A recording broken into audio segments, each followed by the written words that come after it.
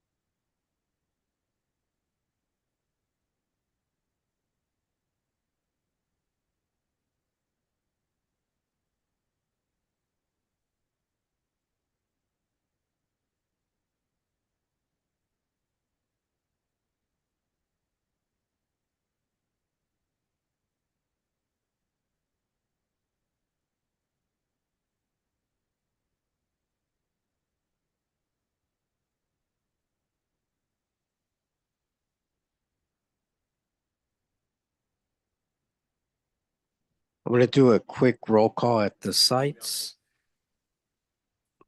Uh, Mr. Horizon, you there? Yeah, we're here. Vista Middle School.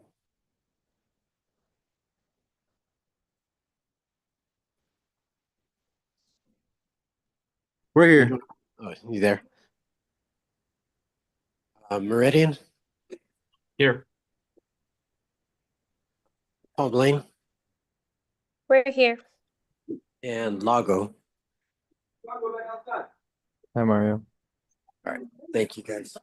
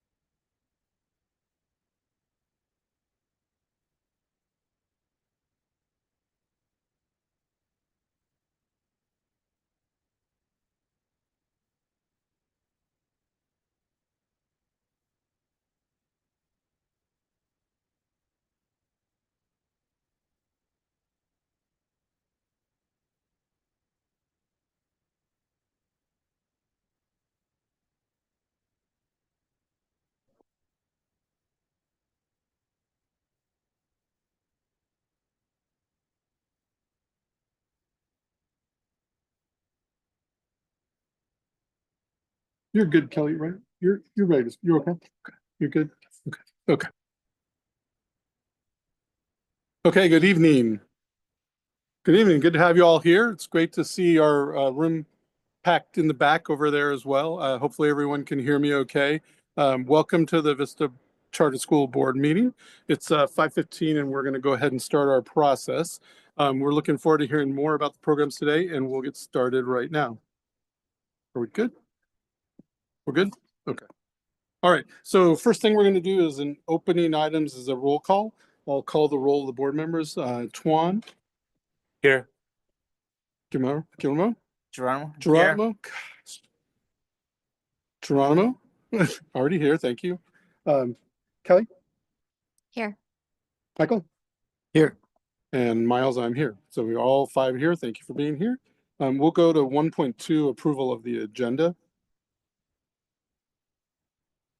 Motion to approve. Okay, thank you. Second. Okay, we have a motion and a second. All in favor? Aye. Aye. Okay, that carries 5-0. Moving now to public comment. So we haven't received any public comments, but if do we miss anyone who haven't complete the speaker card? They would like to do a public comment. Okay, thank you. All right, and then we'll check out at our satellite sites to see if anybody has public comment out at the satellite sites. Thanks. Okay. Vista Charter Middle School, are there any public comments? No public comments. Vista Horizon Global Academy, is there any public comments? No public comments. Palm Lane Global Academy, are there any public comments? No public comment. Vista Meridian Global Academy, are there any public comments?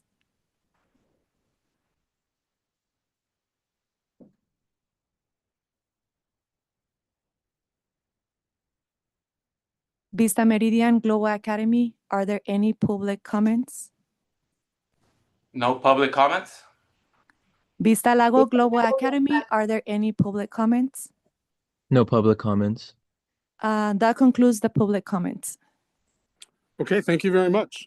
We will now move on to our consent calendar. We have 5 items in front of us tonight. So that's all under the consent items 2. I'll take a motion on the consent calendar. I motion that.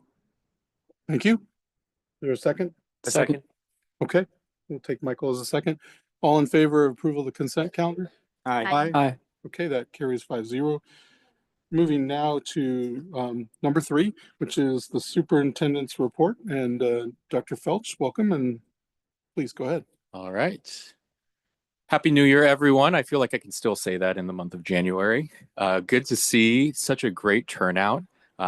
We will be with you in just a second. We're going to start with our Employee of the Month and Parent of the Month recognitions like we do every month. So we're going to pull up the presentation momentarily.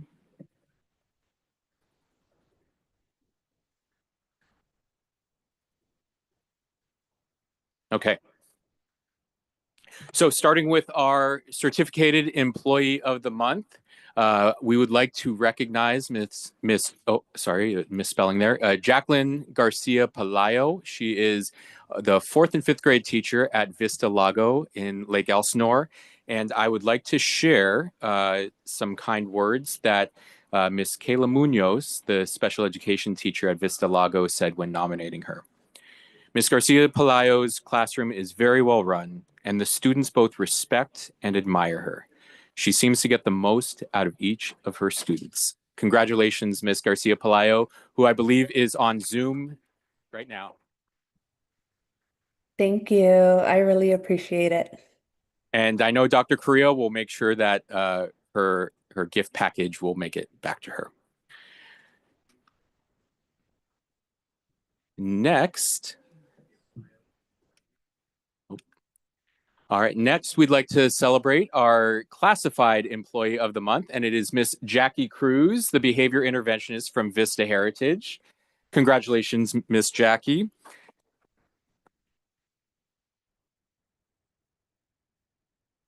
And I'm going to read the kind words that Miss Ahmad, Heritage 6th grade teacher, wrote about you. Jackie is exceptional at what she does and consistently goes above and beyond in her role. She is always willing to help whenever she is needed, whether it's supporting teachers, staff, and students with patience, kindness, and dedications. Congratulations, Jackie.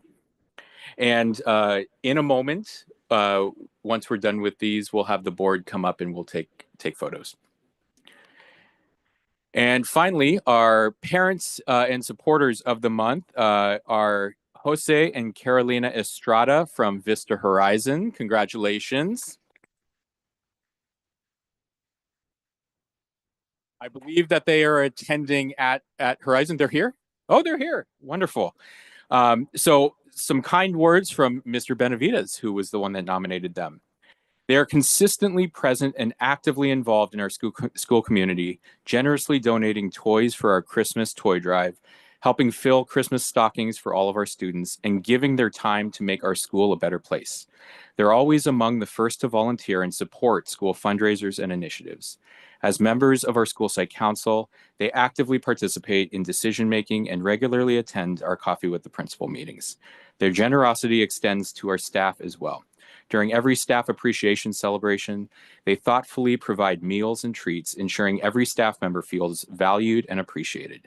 Beyond this, their support has made a meaningful impact on our students. Mr. Estrada has proudly volunteered as Santa Claus at our Christmas events and donated traffic signs for our valet drive-up to help ensure student safety. With 2 daughters currently enrolled and 2 future Eagles joining us in the coming years, the Estrada family truly embodies the spirit of partnership, service, and community. They are an invaluable part of the Vista Horizon family. Congratulations to the Estrada family.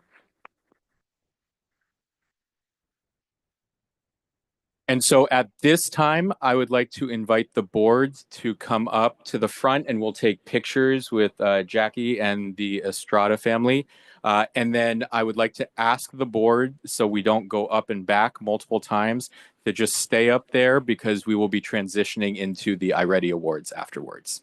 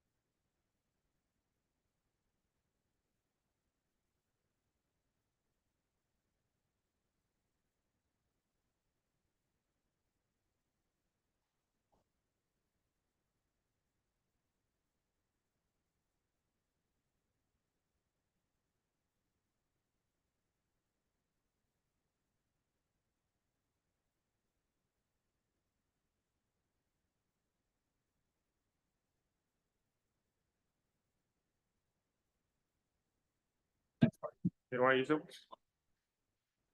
Yeah. All right, so we're going to move into the next part, which is the first part of our strategic plan. We do this every single month as part of the principals report. We look at the 3 sections of our strategic plan and things that we're doing. So the first part of our strategic plan is accelerating learning. And so most of you are here today to celebrate the acceleration of learning that our amazing Vista students have been doing. And so we are going to be recognizing the students who have already surpassed the annual typical growth or annual stretch growth goals in either math and or reading in just one semester. This is an amazing accomplishment.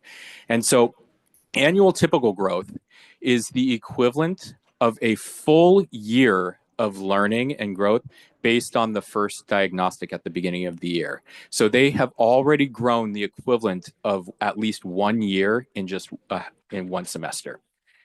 Some students have also surpassed their annual stretch growth, which is beyond a year's growth, and it's designed to catch back up towards grade level achievement. So this is an extraordinary accomplishment that we do not take lightly. And so we are very, very excited to celebrate our amazing Vista students here today. So I'm going to pass it over to our Assistant Superintendent, Miss Amaya, and she's going to go through the awards.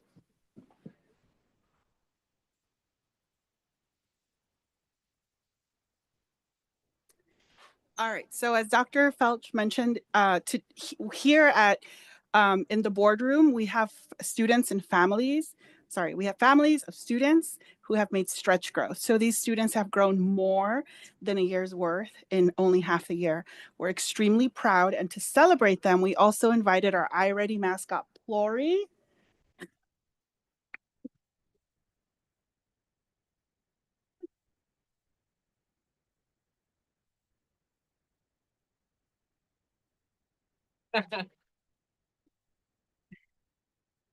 All right.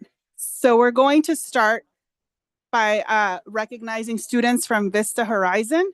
So if any students from Vista Horizon are in the big room, do you know Mr. Benavides?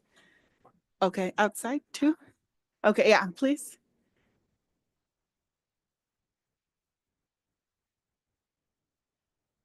Yeah.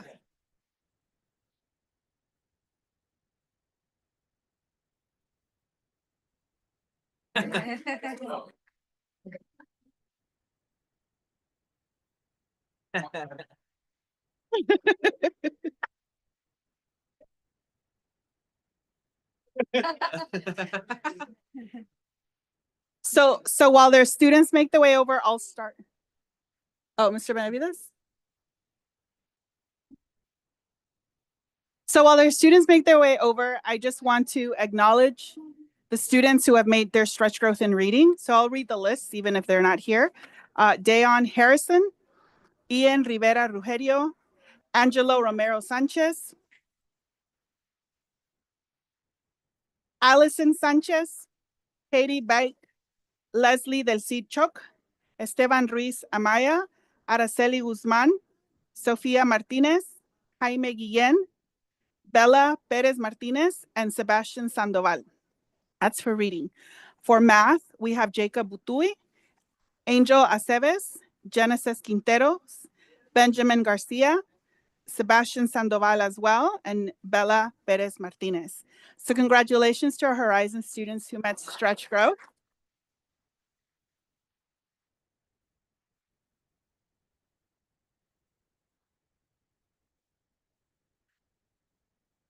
Okay.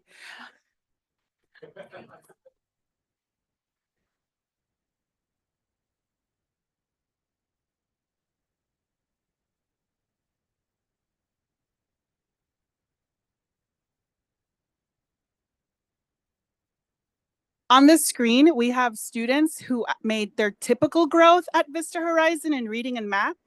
It's a long list. I will not be reading all the names, but I just want to congratulate all the students for working really hard and for making 1 year's worth of growth in just one semester. So congratulations. And if any families are at Horizon, congratulations.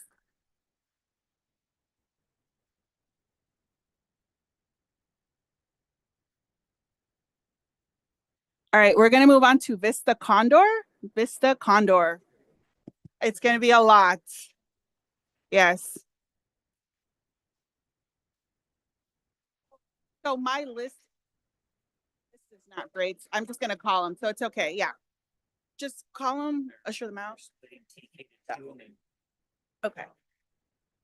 So I'm going to call the names out. So and we had a lot of students make stretch growth at Vista Condor. We're so proud. So I'll be reading the names. Kids will be coming in. Ms. Balaman, let me know when you want me to stop for pictures. I'm just going to read. Sounds good. Santiago Pacheco, Brandy Hernandez, Aaron Ledesma, Jaciel Chuck, M. Ruiz Arroyo, Juan Diego Villamizar, Rafael Sandoval, Melanie Pineda, Aubrey Solorio, Samuel Soto, Victoria Obispo, Henry Saloch Cabrera, Catherine Jimenez, Alan Ramirez, Aram Pineda, Mateo Moreno, Valerie Rosas, Jose Calderon, Sheila Nava, Eileen Galvan, Jacob Mora, Annalicia Tobon Duxon, Josiah Rojas, Samira Olascuaga, Eric Gomez, Moises Sanchez, Luna Pinero Sanchez, Ezequiel Cuevas, Kylie Carmona, Diana Martinez, Aiden Ledesma, Efren Salgado Pascual, Scarlett Herrera, and Eduardo Serafin. Congratulations.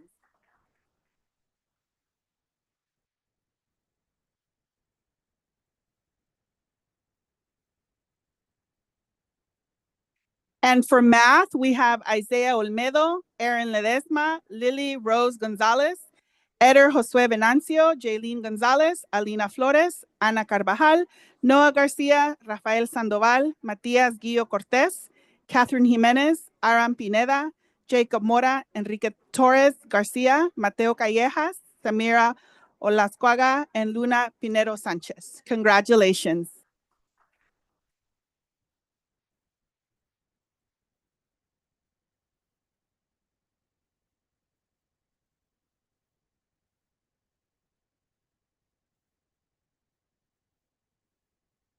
Congratulations.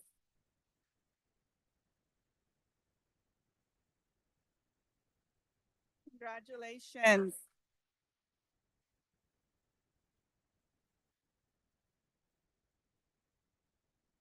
And while the next group of students gets ready to come up, I just wanted to acknowledge that we also are celebrating students who made their typical growth.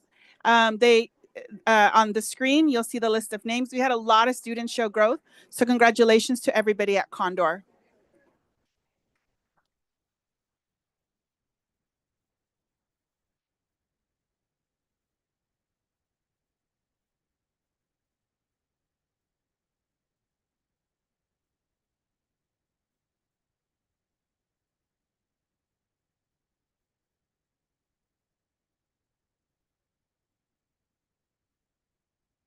Huh?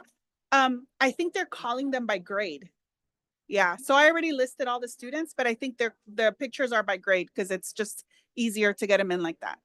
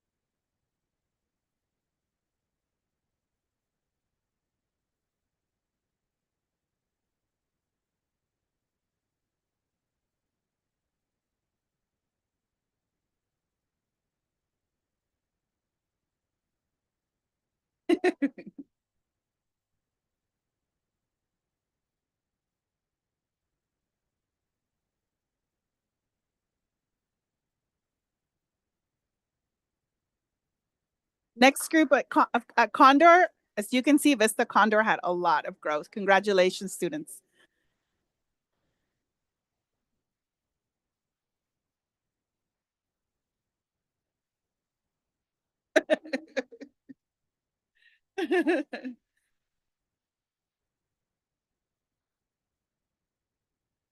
Lago is Alyssa.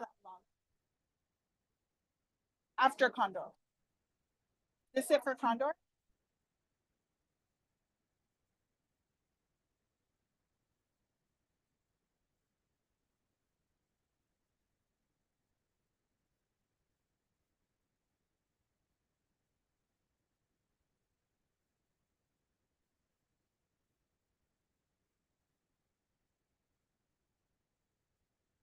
I'm not sure.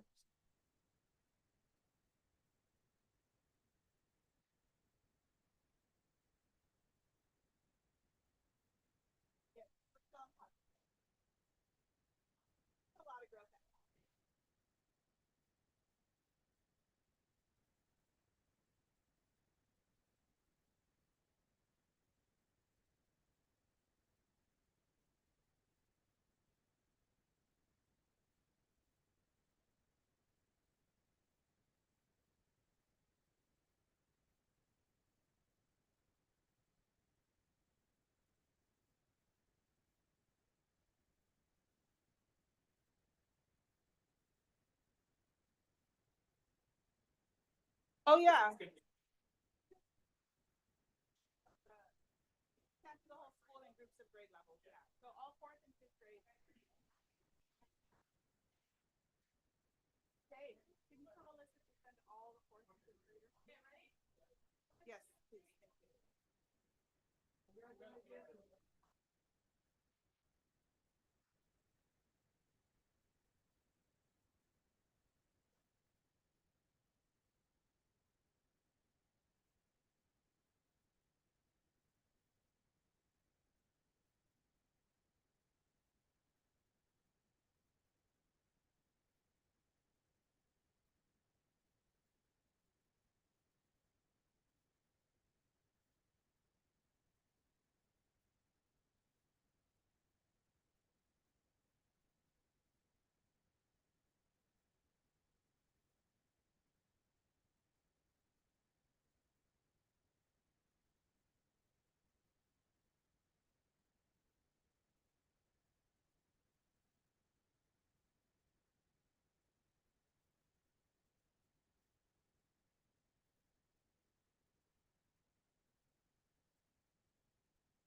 Congratulations.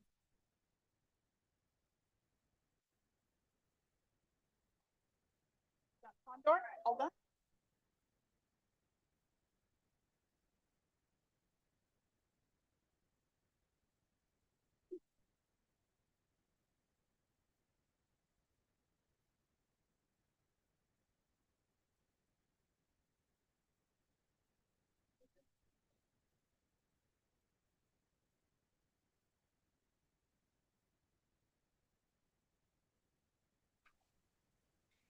Thank you so much. And thank you everybody for your patience. We're really proud of our students. All right, we're going to move on to students from Vista Lago. Students from Vista Lago who made their stretch growth. Vista Lago. Oh. And not only are we proud of them for their growth, but we're also grateful to the families who drove all the way out to celebrate them tonight. Thank you. All right, so students from Vista Lago who made their stretch growth. Triton Gutierrez, Diani Segura, Ava Dimas, Yaya Harbui. I'm so sorry if I said that wrong. Isaiah Cruz, John T. Williams, Julian Terran, and Andrea Williams. That's for reading. That's perfect. And for math, Amir Guidry. I'm not sure if I'm saying that right. I'm sorry. Yes? Okay. Zion Lakanlale, Riley Wines, Zion Henderson, Andarani Williams, Andrea Williams, Valerie DeHolmes, and Jared Segura. Congratulations to our students and families from Vista Lago. Good job.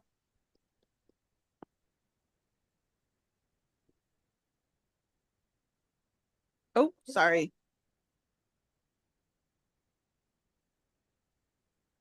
And on the screen, these are the students who also made their typical growth. So congratulations to all the students from Vista Lago. Good job. Calmly, calmly, calmly.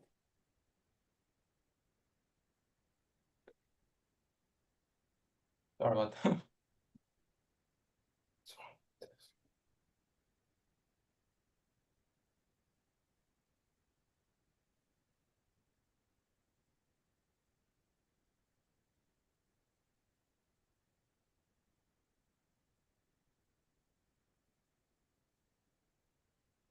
Congratulations. And thank you for coming out here. I really appreciate it. All right, we're going to move on to Palm Lane.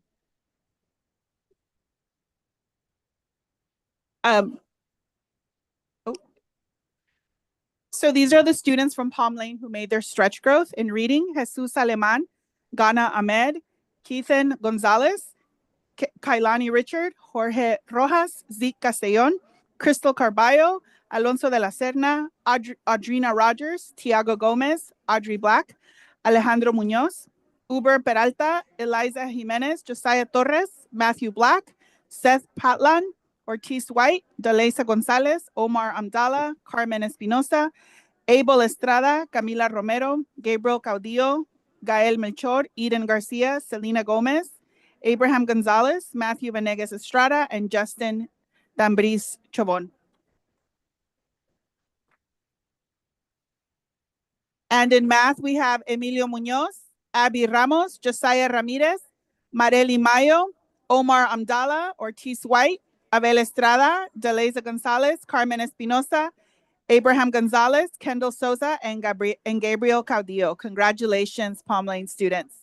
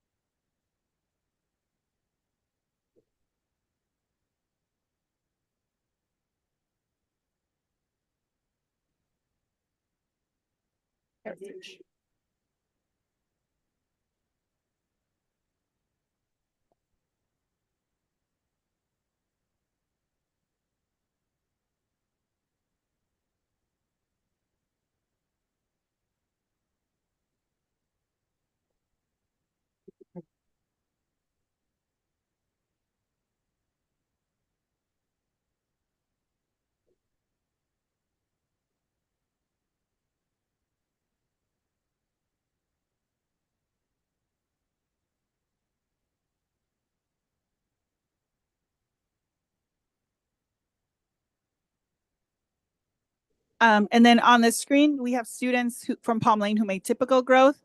If they're celebrating at their school sites, congratulations.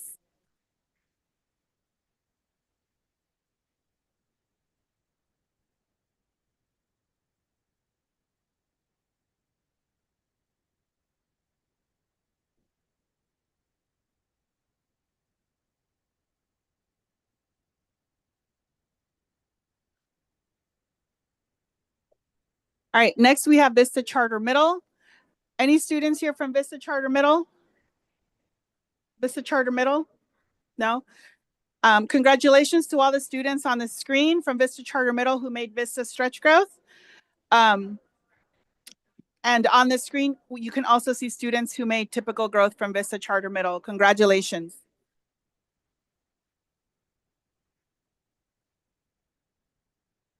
All right, next we're going to move on to Vista Heritage.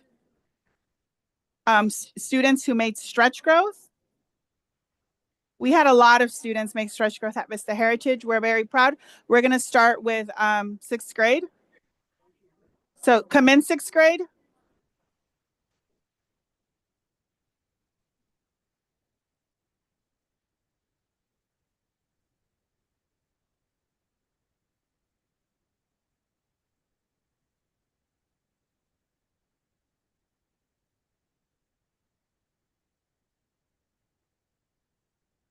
Sixth grade, Vista Heritage. Congratulations, sixth graders, for making your stretch growth.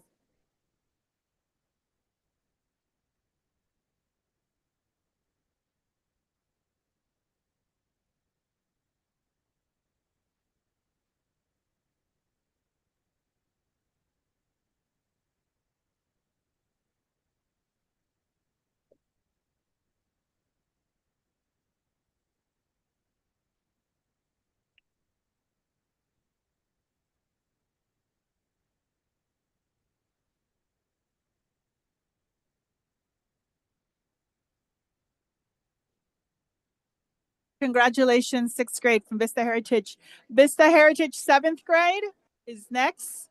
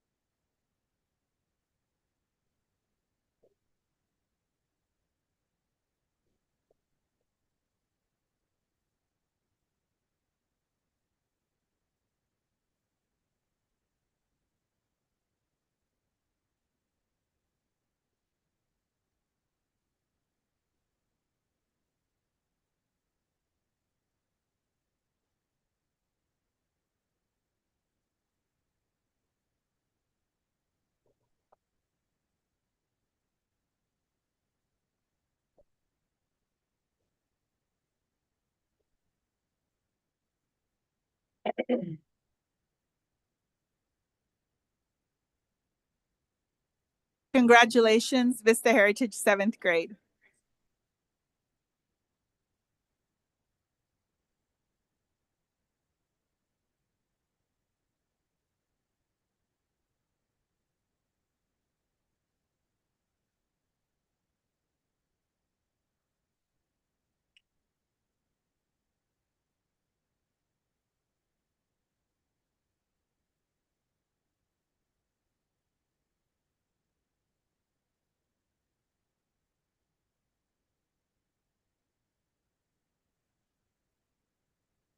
Good job, seventh grade. Eighth grade, Vista Heritage, eighth grade.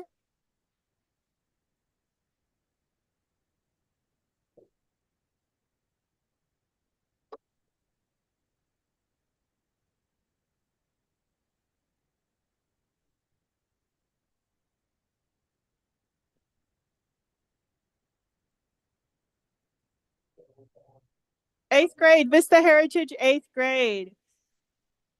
Congratulations on making your iReady stretch growth. Great job, eighth graders.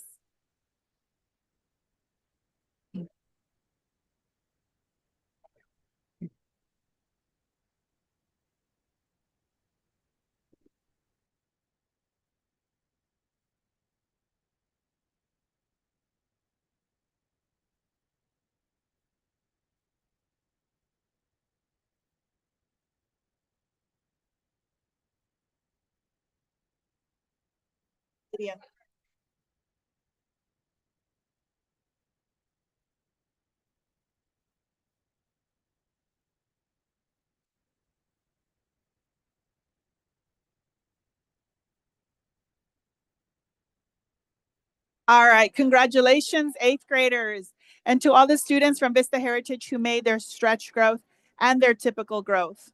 Next, we have students from Vista Meridian. And we're really proud of these students for making for showing growth both in reading and in math.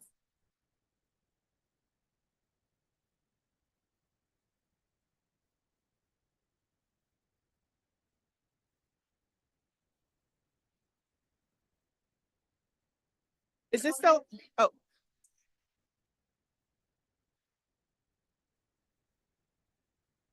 Meridian? Okay.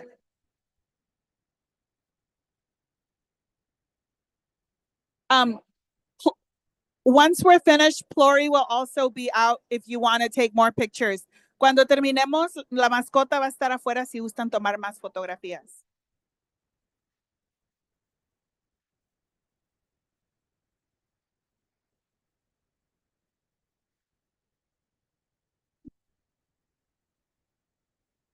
Después va a poder tomarse fotos after they can take pictures.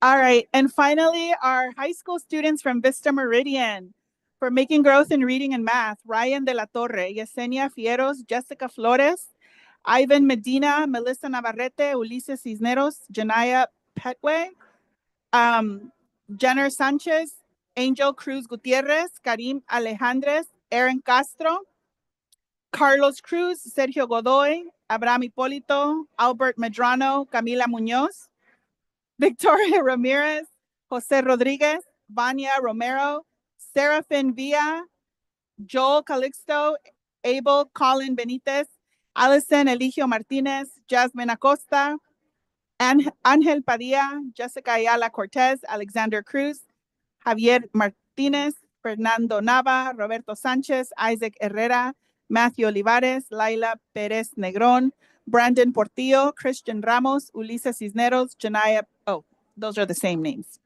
Congratulations to our Vista Meridian students for making growth in reading and math.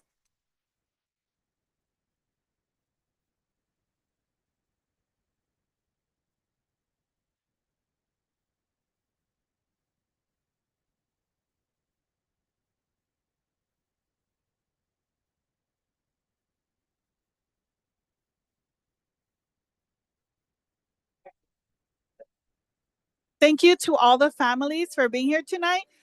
Muchas gracias a todas las familias por venir ahora. We are very proud of your students and keep up the great work. Estamos muy orgullosos que sigan trabajando duros y la mascota va a estar afuera si gustan tomar más fotografías. Plory, our iReady mascot, will be outside if you would like to take more pictures. Congratulations.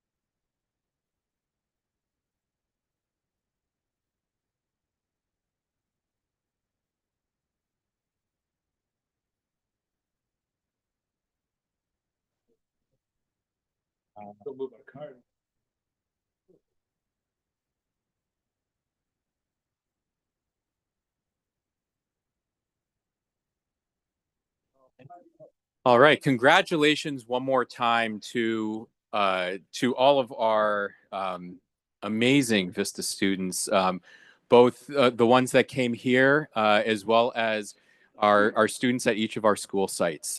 Incredible job, keep up the great work.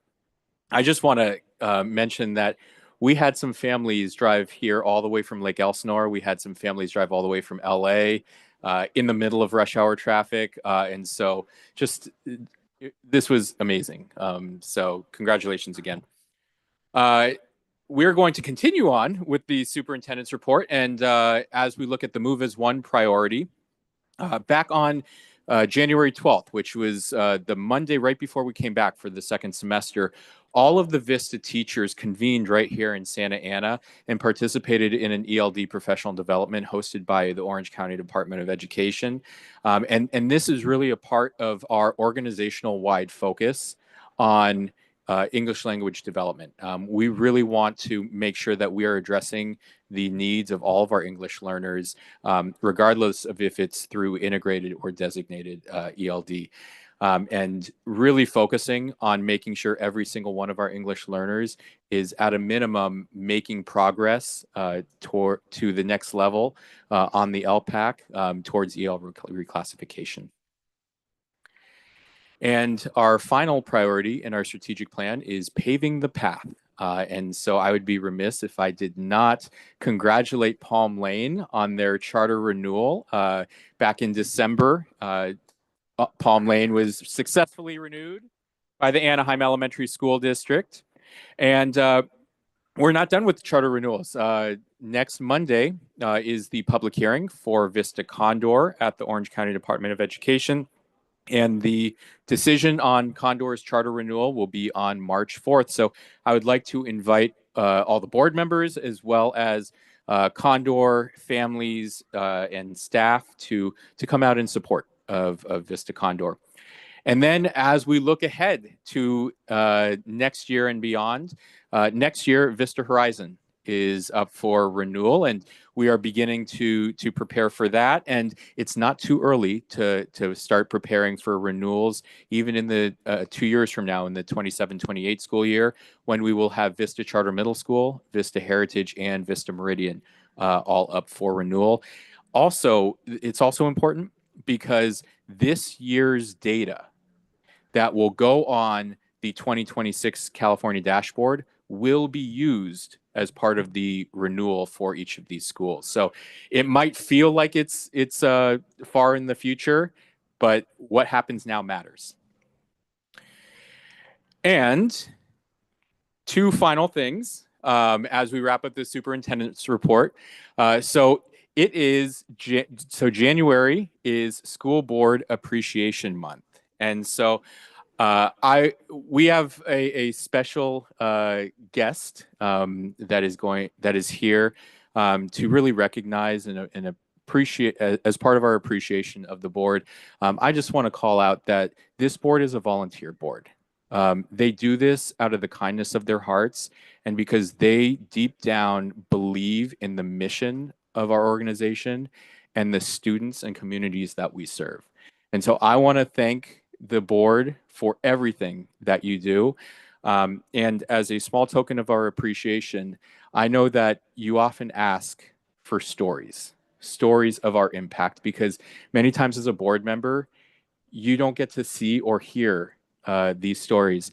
And so we have invited one of our Meridian students, Jose Mejia Ramirez, is going to say a few words about his story at Vista. Jose?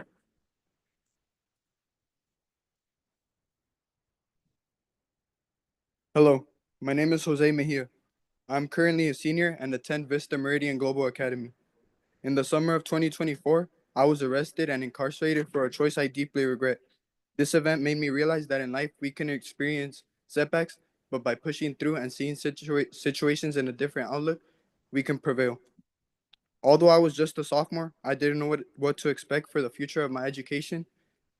I felt like I was in a deep hole that was impossible to climb out of. After my arrest, I had to handle the legal repercussions, such as completing community service hours, probation meetings, and court dates. Through meeting after meeting, court date after court date, I managed to complete these legal repercussions. After all of this, I still had to deal with the educational consequences.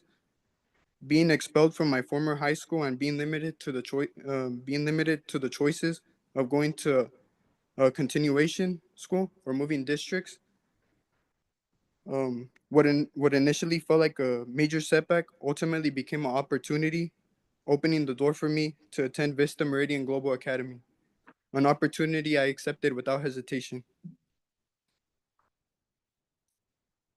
Even though being expelled and arrested was one of the greatest challenges in my life, it ended up being overall positive. Vista Meridian Global Academy is a school where I was granted the opportunity to start fresh. This school allowed me to get successfully and maintain 2 jobs, play school sports, and take academically rigorous classes, such as AP courses that challenge me daily. Receiving a second chance from Vista Meridian has made me believe second chances do exist and should be given to anyone who feels stuck in the system. The privileges of receiving a fresh start at Vista Meridian and a second chance from the legal system and everyone involved has inspired me and continues to push me, so I'm able to achieve my dream of becoming a criminal justice attorney. As I continue to strive to obtain this career, I continue to meet people in Vista Meridian, such as teachers, peers, and counselors who push me academically and mentally. With the help of Vista Meridian, I'm able to learn more about law day by day through classes such as Justicia Social and challenging courses. Thanks to Vista Meridian Global Academy, I was able to receive a second chance and day by day continue to learn and challenge myself. Receiving a fresh start is a chapter in my life I won't ever forget. I managed to persevere from the kid who was arrested at the age of 16 to being a kid that works hard, likes to challenge himself, and is devoted to making a change in the future. I saw my incarceration as the lowest point in my life. Now I see this experience as something that had to happen in order to shape me into the stronger individual I am today. I was accepted into both Cal Poly Pomona and Cal State Fullerton, an achievement I never would have thought possible without the support of my peers, teachers, and the guidance of Vista Meridian Global Academy. I will always be grateful for Vista Meridian Global Academy and the people I met along the way who gave me a second chance, one that I hope to pass on to others in the future.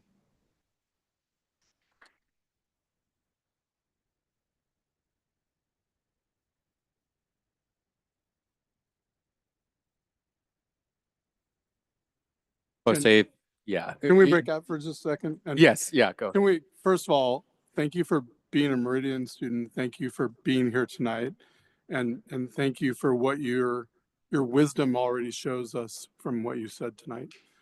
So I just want to make sure before you leave that we thank you, because this is why we want to be in the board, or this is why I'm on the board, is to see folks who are as mature as you are, who have been able to, learn this lesson that you shared with us tonight. So thank you very much for being here tonight. And please, I mean, the schools sound wonderful. I'm looking forward to hearing more about you. I hope that I will be here when you come back again, hopefully in, 3, 2, 1 year, whenever you want to come back and just update us. And also, I know Kelly talks a lot about support, and we hope the system supports you even once you leave us at Vista. So thank you for being here.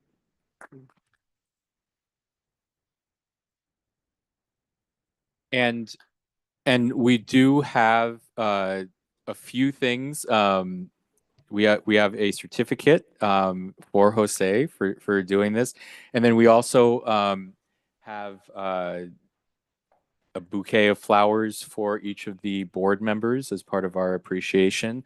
But instead of going up and coming back multiple times, we're going to do the one last thing, and then we'll take the final pictures together. Because the final. But can we just, yeah. Go ahead. Go ahead. Oh, yeah. Jose, I just want you to know how much that meant to myself and everybody here. I don't know how it seemed like that was a thing that you look confident, but I know how much time that took to prepare and come and take time out of your day. But I want you to know the story that you just shared of resilience and community is something that we should carry with all of us, whether we're students or not. And so thank you for coming and inspiring us and uplifting us. And I'm so excited to hear about what you do, right? And know that the support at Vista continues even past your graduation, which we're excited for. So thank you so much. Let me add to that. I feel like during such a dark time in the world, you came and you provided such hope to a lot of us. And I think that you're a really, really great reminder of what students can do and uninhibited, what that can look like for all of us. So yes, truly, thank you for inspiring us here today. And just as you mentioned, right, you kept saying, thank you for giving me a second chance. Really, I think that what you've done today is inspire the rest of the board and leadership alike to continue building a system that is just and good for many students. So we don't have students slipping through the cracks and feeling like they're unseen, and that you'll pass that on and you'll see others as well. So thank you again for that gift tonight.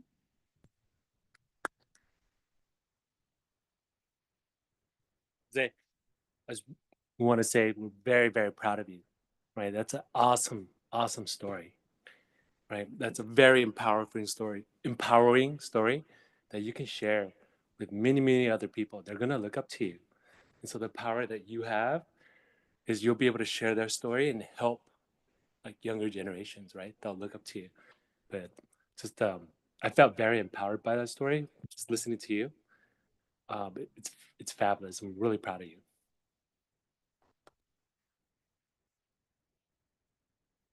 Well, we're so proud of you. And one thing is never give up. Always look forward. Even if people are telling you never gonna make it, don't listen to those people. Always continue your education forward, never backwards. Just remember that you're always gonna be there, and Vista is always gonna be here, and this will be your home. Just remember, you need anything, let us know if we can help you out, okay?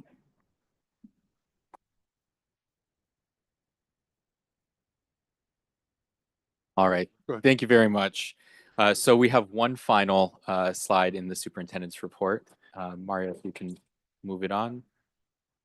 And it is bittersweet. Today is the final board meeting of Dr. Lay. And so I just want to share that I want to thank her for her service over the past year, her dedication, her wisdom, her compassion, as you just saw, have really helped Vista grow in so many ways, and helped me grow as a leader, as superintendent. She has challenged us to think of things with clarity and with different perspectives, which I really appreciate. Has provided support, has provided guidance, and has always led with authenticity. Knowing that we are humans leading and educating other humans at the end of the day. Her impact on the board will reach well beyond just the time that she served on the board. And we look forward to, and I look forward to, continuing to learn from her, continuing to collaborate with her even after her board membership. So Dr. Lay, thank you very, very much. And so we also have a little token of appreciation for your time on the board. And so I'd like to invite the entire board to come back up, and we'll take a few pictures with both Jose and then also with Dr. Lay.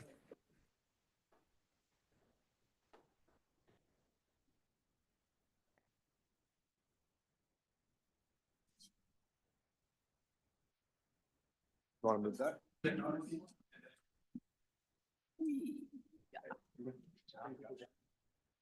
Otra vez, otra vez.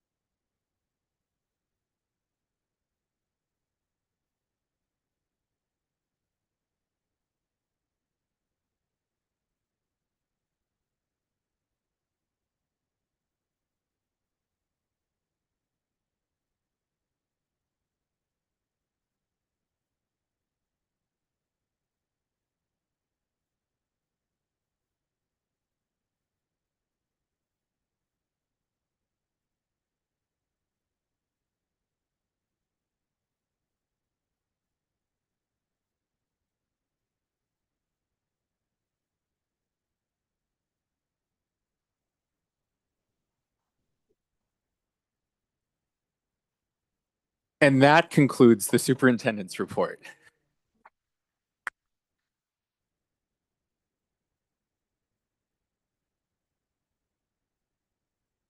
Okay. Thank you, Dr. Felch. All right, we're going to move on to the principal's report 3.2. And please join us. Hello. Yes. Thank you. Thank you, board members, superintendent, assistant superintendent. It's a pleasure to present to you the report from Vista Horizon for the month of January. Well, right now, we are in enrollment season at Vista Horizon Global Academy. We are visiting a lot of the Head Start around the community. We are inviting families to tour the school so they can see all the wonderful programs we are offering, music, dance, art, and all the programs that we provide at Vista Horizon Global Academy. Our families are also recommending the school in the community. At the beginning of the month, on Fridays, family, they take flyers and they go into the community. They go into park, they go into their churches, and they share what is happening at Vista Horizon. So for us, the best recommendation is not from the principal or from the people that it's good recommendation, but the best recommendation is when families, they talk about all the wonderful things we're doing and all the programs that we have available at the school. And we're happy to get all the recommendation from families. Also, Olympic Boulevard, they have updated Olympic with the new information for 2026, 2027 enrolling now. And I just want to say thank you to Ms. Ross for doing that. Let's get up to Ms. Ross because she's putting all that effort. So thank you. I can say that we have now a lot of families trying to enroll for next school year. So one of the things that you can see, that's the picture of Olympic. In LCAP goal number 1, at Vista Horizon, we have a holistic approach to support our students. We are providing them the opportunity to investigate the world and do global travel. During winter time, our students went to Solvent, get to know the city, be able to walk the city, and be able to be with other students. In one of the photos, you can see one of the students enjoying around the globe. And I said, oh man, what a perfect picture. We are a global school. And on that picture, we have a student from Guatemala, a student from Colombia, and a student from El Salvador. So we're providing these opportunities to families and to students to be able to investigate the world. And also the students went to Santa Barbara State University. It is not too late to put the seed of higher education on the student. And similar to Jose, that he's getting all these opportunities in our school community, Vista Horizon, we're providing these opportunities to our students, making sure that higher education is possible in our community, and it's not too late. So right now, our students went to Santa Barbara State University, and they visited the university, and they were able to have a great time with the students. One of the things that I saw on social media, because I wasn't part of this field trip, I was able to see the student at the end of the day, the Pacific Coast Highway. And they were just saying a lot of positive things like, this has been the best day ever when they saw the sunset over the Pacific Ocean. We want to continue to provide these opportunities for our students. This is Solvang and Santa Barbara. And also I want to thank Miss Mara. Where's Mara? Mara's not here. So Mara was able to provide some feedback on doing this travel. Here's Miss Mara. Thank you, Miss Mara, for your support. Hey, let's go, Miss Mara. And LCAP goal number 2, professional growth, professional development. I believe that the teachers, we're giving the tools the teachers need to provide to improve instruction strategies and impact learning and the data. That is the ultimate goal at Horizon, especially now that we're going into renewal next year. Our ultimate goal is to see our data to improve, but we need to provide the tools to teachers. I just want to say thank you for school community to provide these tools to teachers. As Dr. Felch said, during the winter, our teachers have PD learning about strategies to help our ELs. Also want to thank again Ms. Mara, because she's giving a lot of support coming to our school, going and visiting classroom, and also Ms. Bell, our ELA coach. She is modeling to teachers and supporting teachers in the classroom. As you can see, one of the pictures is Ms. Bell modeling for our teachers. So our teachers are receiving the tools to improve instructional strategy, and we're going to continue to do that because, like I said, the ultimate goal is for us to improve the data this year. LCAP goal number 3, family, community, and partnership. We are working with our community school coordinator. We are building a connection with families. We have many school events. We have coffee with the principal. We have parent workshop classes, newsletter communication. Every classroom has a newsletter that is sent every week to inform families about homework, what is happening in the classroom, providing information to families. I do weekly highlights, what is happening during the week so families can see what is happening at Vista Horizon. I do phone calls so families are informed of everything that is happening on a regular basis. And on our Coffee with the Principal in December, we had like more than 30 families show up for Coffee with the Principal. And that is evidence that the work that we're doing, the connection that we're building, making with families is so important, Vista Horizon. And last, I wanna give a shout out to our performing art instructor, Mr. William, Ms. Chavez, and Mr. Ibarra. They did great work during our spring performance. And we just, they're working now. So like I said, guys, if this was good, our spring performance needs to be better. They are already working on the spring performance. And on the spring performance, we are going around the world.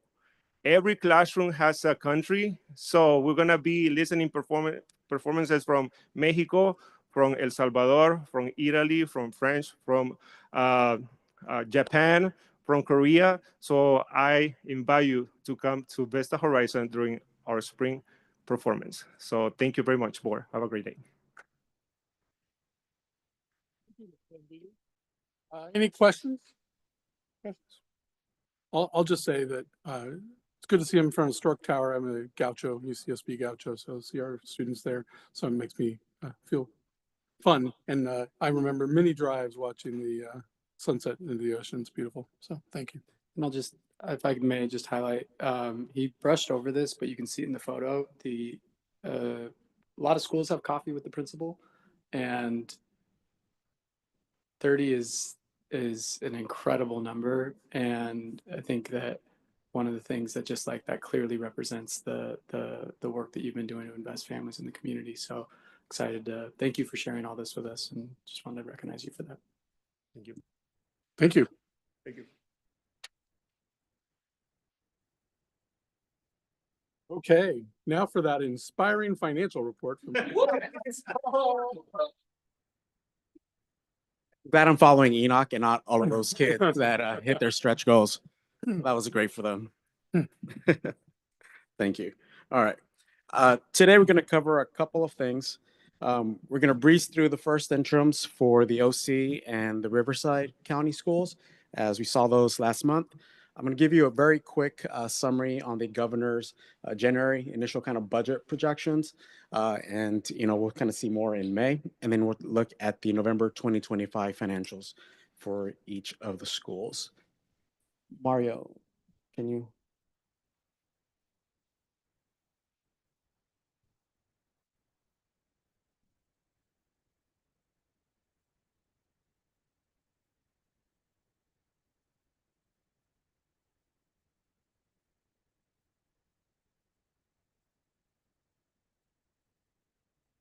We have it in front of us if you want to go ahead and Okay. just kind of start to We'll keep roll, going. and then Sounds catch good. up. So the first interim budgets are for Heritage, Condor, and Palm Lane are exactly the same as we saw them last month, so no updates there.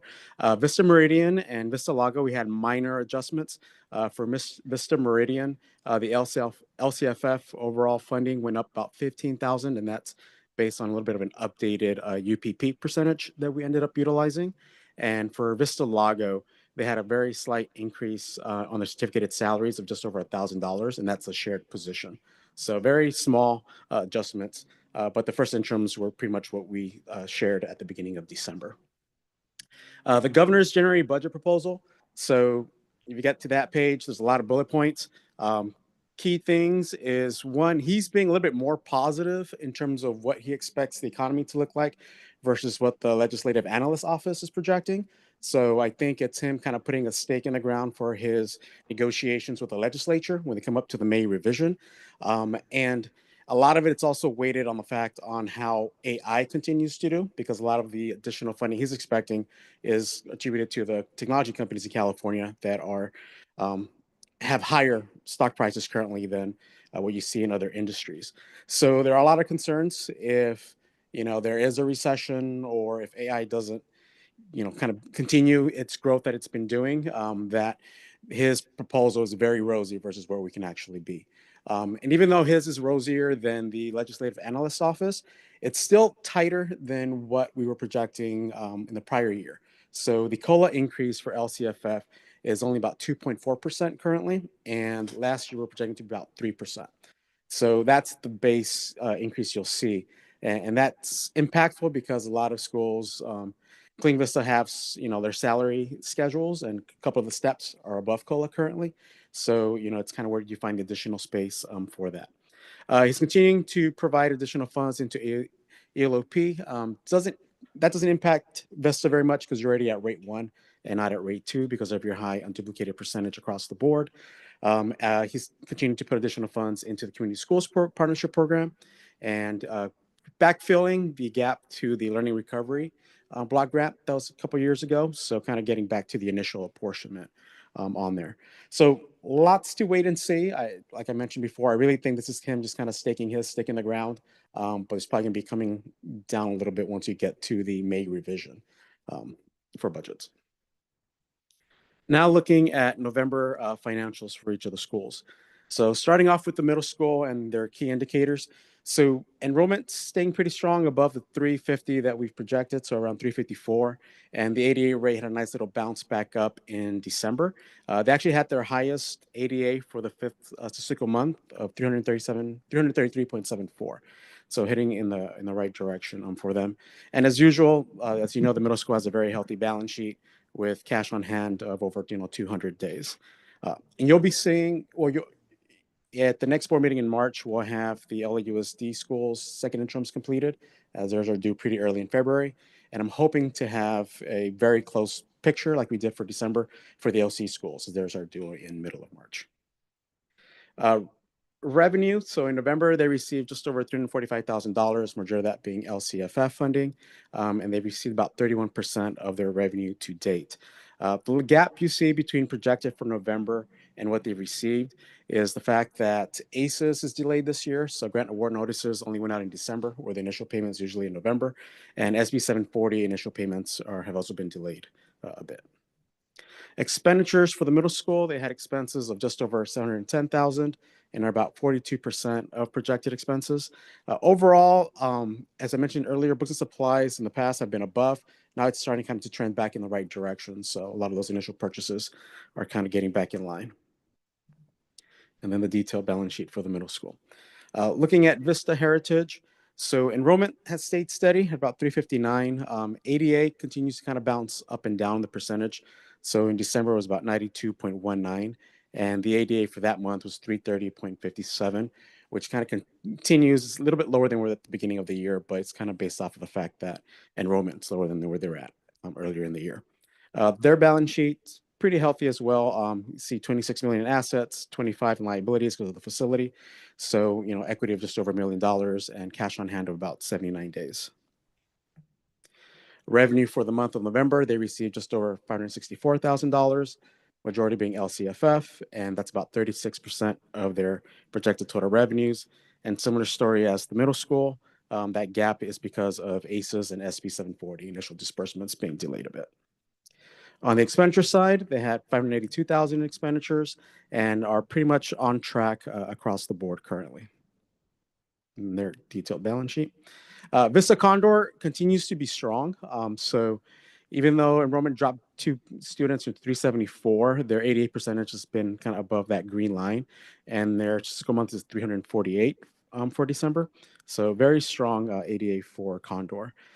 Their balance sheet's also pretty healthy. So equity about $3 million, just under $3 million, about 2.5, and cash on hand about 132 days. Revenue for November, about just over $652,000, again, majority being LCFF, and about 32% of their projected total revenues. And similar story for them on the ACES and SB 740 kind of being that gap between projected revenue for November and what they received then.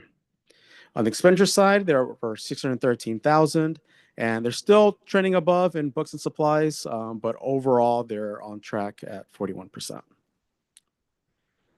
Vista Horizon, so they've trended down a little bit in enrollment in December, and they had ADA percentage rebounded a bit. So, it was down to 90% in November, but dropped back up to 92% in December.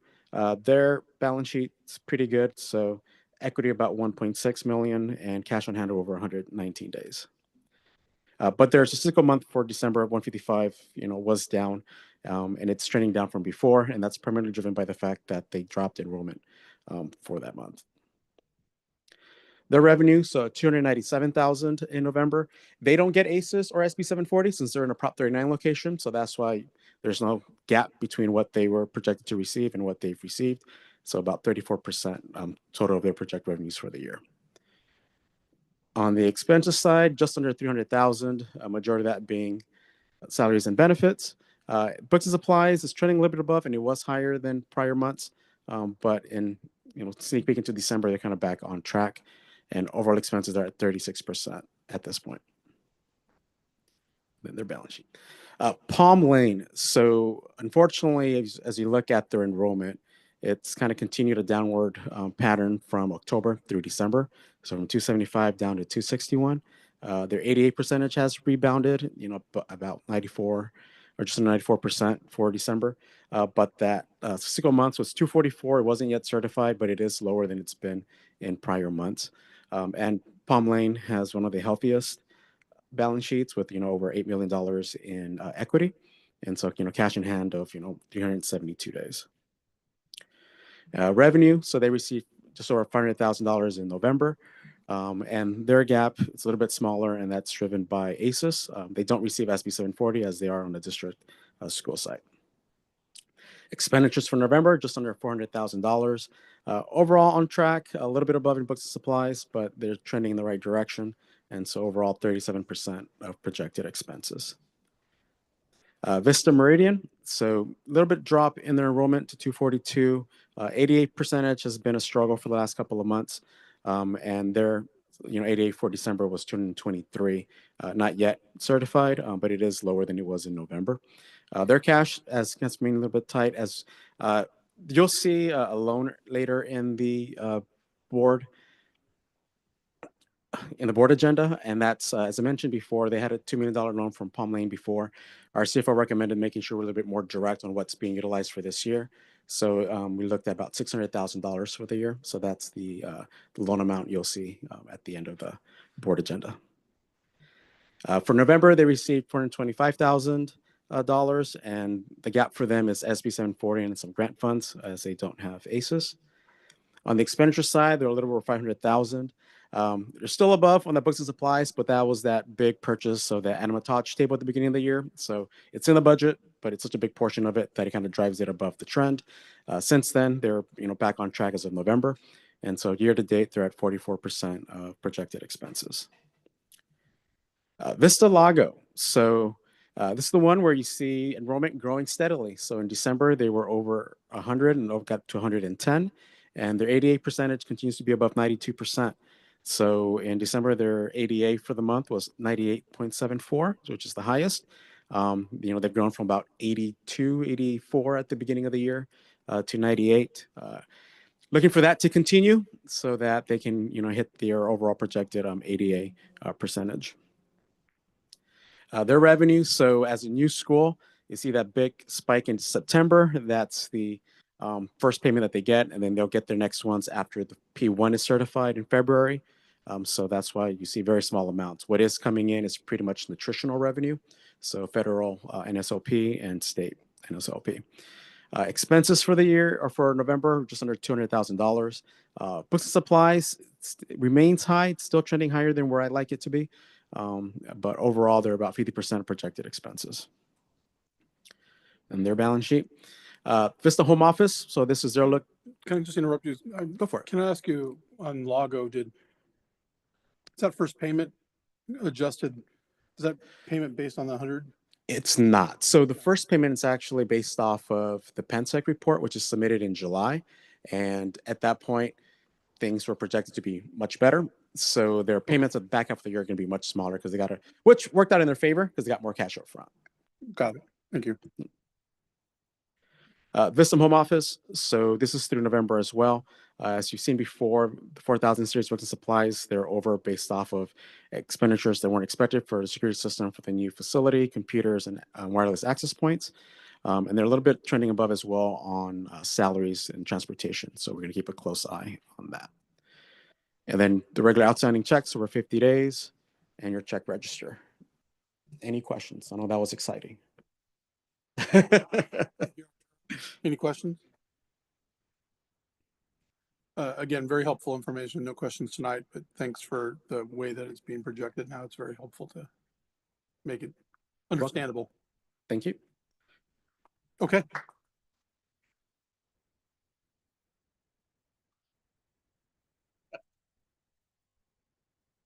Okay, moving on to 3.4 mid-year academic diagnostics data presentation. Do we want to go? Do you want to say anything, or do you want to go right to Karen? Karen? All right, that's me. Great. All right, I'll be brief. Oh, there it is. So excited to share growth. As you can see, we had a ton of students make growth, both typical growth and stretch growth. So very, very proud. I'll share just some highlights, but you guys have the deck if you have any other questions. Oh, thank you. All right. So in the first slide, you'll just kind of see how we did overall. I'm going to move quickly through this because in the next one, you'll see the change. So the top two is diagnostic 1 reading, diagnostic 2 reading. So you'll see growth in the green, which is where we want to see our students, and then a little bit less red, which is exactly where we want to see our students, and same for math. The second 2 columns is diagnostic 1 math and diagnostic 2. And again, you see some growth in students who are either at mid or above, and then the red has decreased as well. So this is K-8, by the way. They're the ones that take the iReady diagnostic. And then this is just from winter to winter. So you can see that our growth, or our placement, sorry, has been pretty steady over the years. There is a little bit more green this year and a little bit less red, which is always a good sign. It's always where we want to be trending. Sorry, that was reading, and this is actually math. I forgot to change the title. So this is the math. For each school, this is kind of where each school is at. Again, want to see more green, want to see less red. Really proud of Palm Lane and their growth, and or really proud of Palm Lane and their placement. Getting more students in the green and reducing the number in the red. And this is reading, and I keep on forgetting to change the title, but the next slide is math. I'll be more careful with that next time. And then what I did really want to emphasize is the typical growth and the stretch growth that you saw. The instructional team and myself, we've spent a lot of time just kind of digging into this and seeing the impact that it has on our students, because that green placement, that when we see the green, those are students who are at grade level mid or above. But a student who's up in red in the beginning of the year might not make it to green by the middle of the year, and not even by the end of the year. So we definitely want to stress growth, which is why we had the celebration today. So you'll see that we had quite some growth. So typical growth is the growth that a student is expected to make in 1 year's time. And as you can see, we have a good percentage of students made that growth in 1 semester. And then the stretch growth is higher than the typical growth. Each student after the first diagnostic has a growth target, and the goal is that through personalized learning as well as grade level exposure, they're able to meet those growth targets. I do want to shout out Ms. Prado for the growth that Vista that Palm Lane had in reading, and then Mr. Summer for the growth that Vista had for math. So you could see there's been a huge focus, and those are the results. And in the next one, I do want to shout out our teachers. These are the percentages by for each school by teachers who have had just tremendous growth in their classes. So for reading, Ms. Cordy at Palm Lane, she had 71% of her class meet typical growth, and then 35% of her class meet stretch growth. That 35% is included in the 71%, so it isn't 70 and 35. But it's basically 71% of our students made growth, whether stretch or typical. And then, but at Horizon, Miss Lily with 38 and 18. At Vista Condor, Miss Waterford, 5th grade with 63 and 29%. Palm Lane, like I mentioned, Miss Cordy with 71 and 35%. At Vista Charter Middle, we had Mr. Mabry with 56 and 19%. So 56% of the 7th graders made their typical growth, typical and stretch. At Vista Heritage, Miss Ahmad, and at Vista Lago, Mr. Casilla, 7th grade class made 63 and 25% of their growth. And then in math, in Horizon, we had Miss Camargo, 1st grade teacher with 47 and 26. At Vista Condor, Miss Gendron. Palm Lane, Miss Cordy once again. At Vista Charter Middle, Miss Beecham, 8th grade teacher. Miss Reyes at Vista Heritage, 6th grade. And once again, Mr. Casillas at Vista Lago. Students showed 50% and 25% of typical growth and 25% stretch growth. So that's it for our diagnostic and student placement and growth. I do want to share data for Vista Meridian. As you know, the iReady goes up to 8th grade, so Meridian students take that NWA MAP assessment. We're seeing some good trends. The top slide is the reading in the first diagnostic, and not the top slide. The top bar and the second bar is the growth. So diagnostic 1 and 2 in reading, and then the next 2 bars is diagnostic 1 and 2 in math. So again, we're seeing more of the blue and green and less of the red, which is what we want to see, a little bit less. And NWA MAP measures growth in percentiles. So the colors and you can see the percentiles at the top. So for example, we have 12% of students who are in the 80th percentile or above in reading, and 8% of students who are in the 80th percentile or above in math. And then, oh, wait, sorry. Sorry, this one is reading. Oh, sorry. And this is by grade level. So those 12th graders, wow, they did a really good job, really proud of them. But in general, there was some growth in all grade levels. So this is reading. And then the next slide is math. So seeing some gains, especially with those 12th grade students. And that's it for the presentation. I wanted to open it up to questions. If any. Questions, board members? I got a couple. Thank you for sharing this data this way, and also the year over year, the winter, right? That was really helpful to see. It's exciting to see that just in general, there's growth, not only from D1 to D2, but year over year. Question is, when you think about that growth, right? Have you and your team, like, what do you think is attributing to that growth? I think it's just very strategic and intentional focus on specific students versus, just reading or math. So I know that after the first diagnostic, all of the principals met with their teams. Each teacher created plans. There's focus students at each school site, and then principals are consistently tracking that data. We have done a number of walkthroughs for both ELA and math. So we're also in every classroom.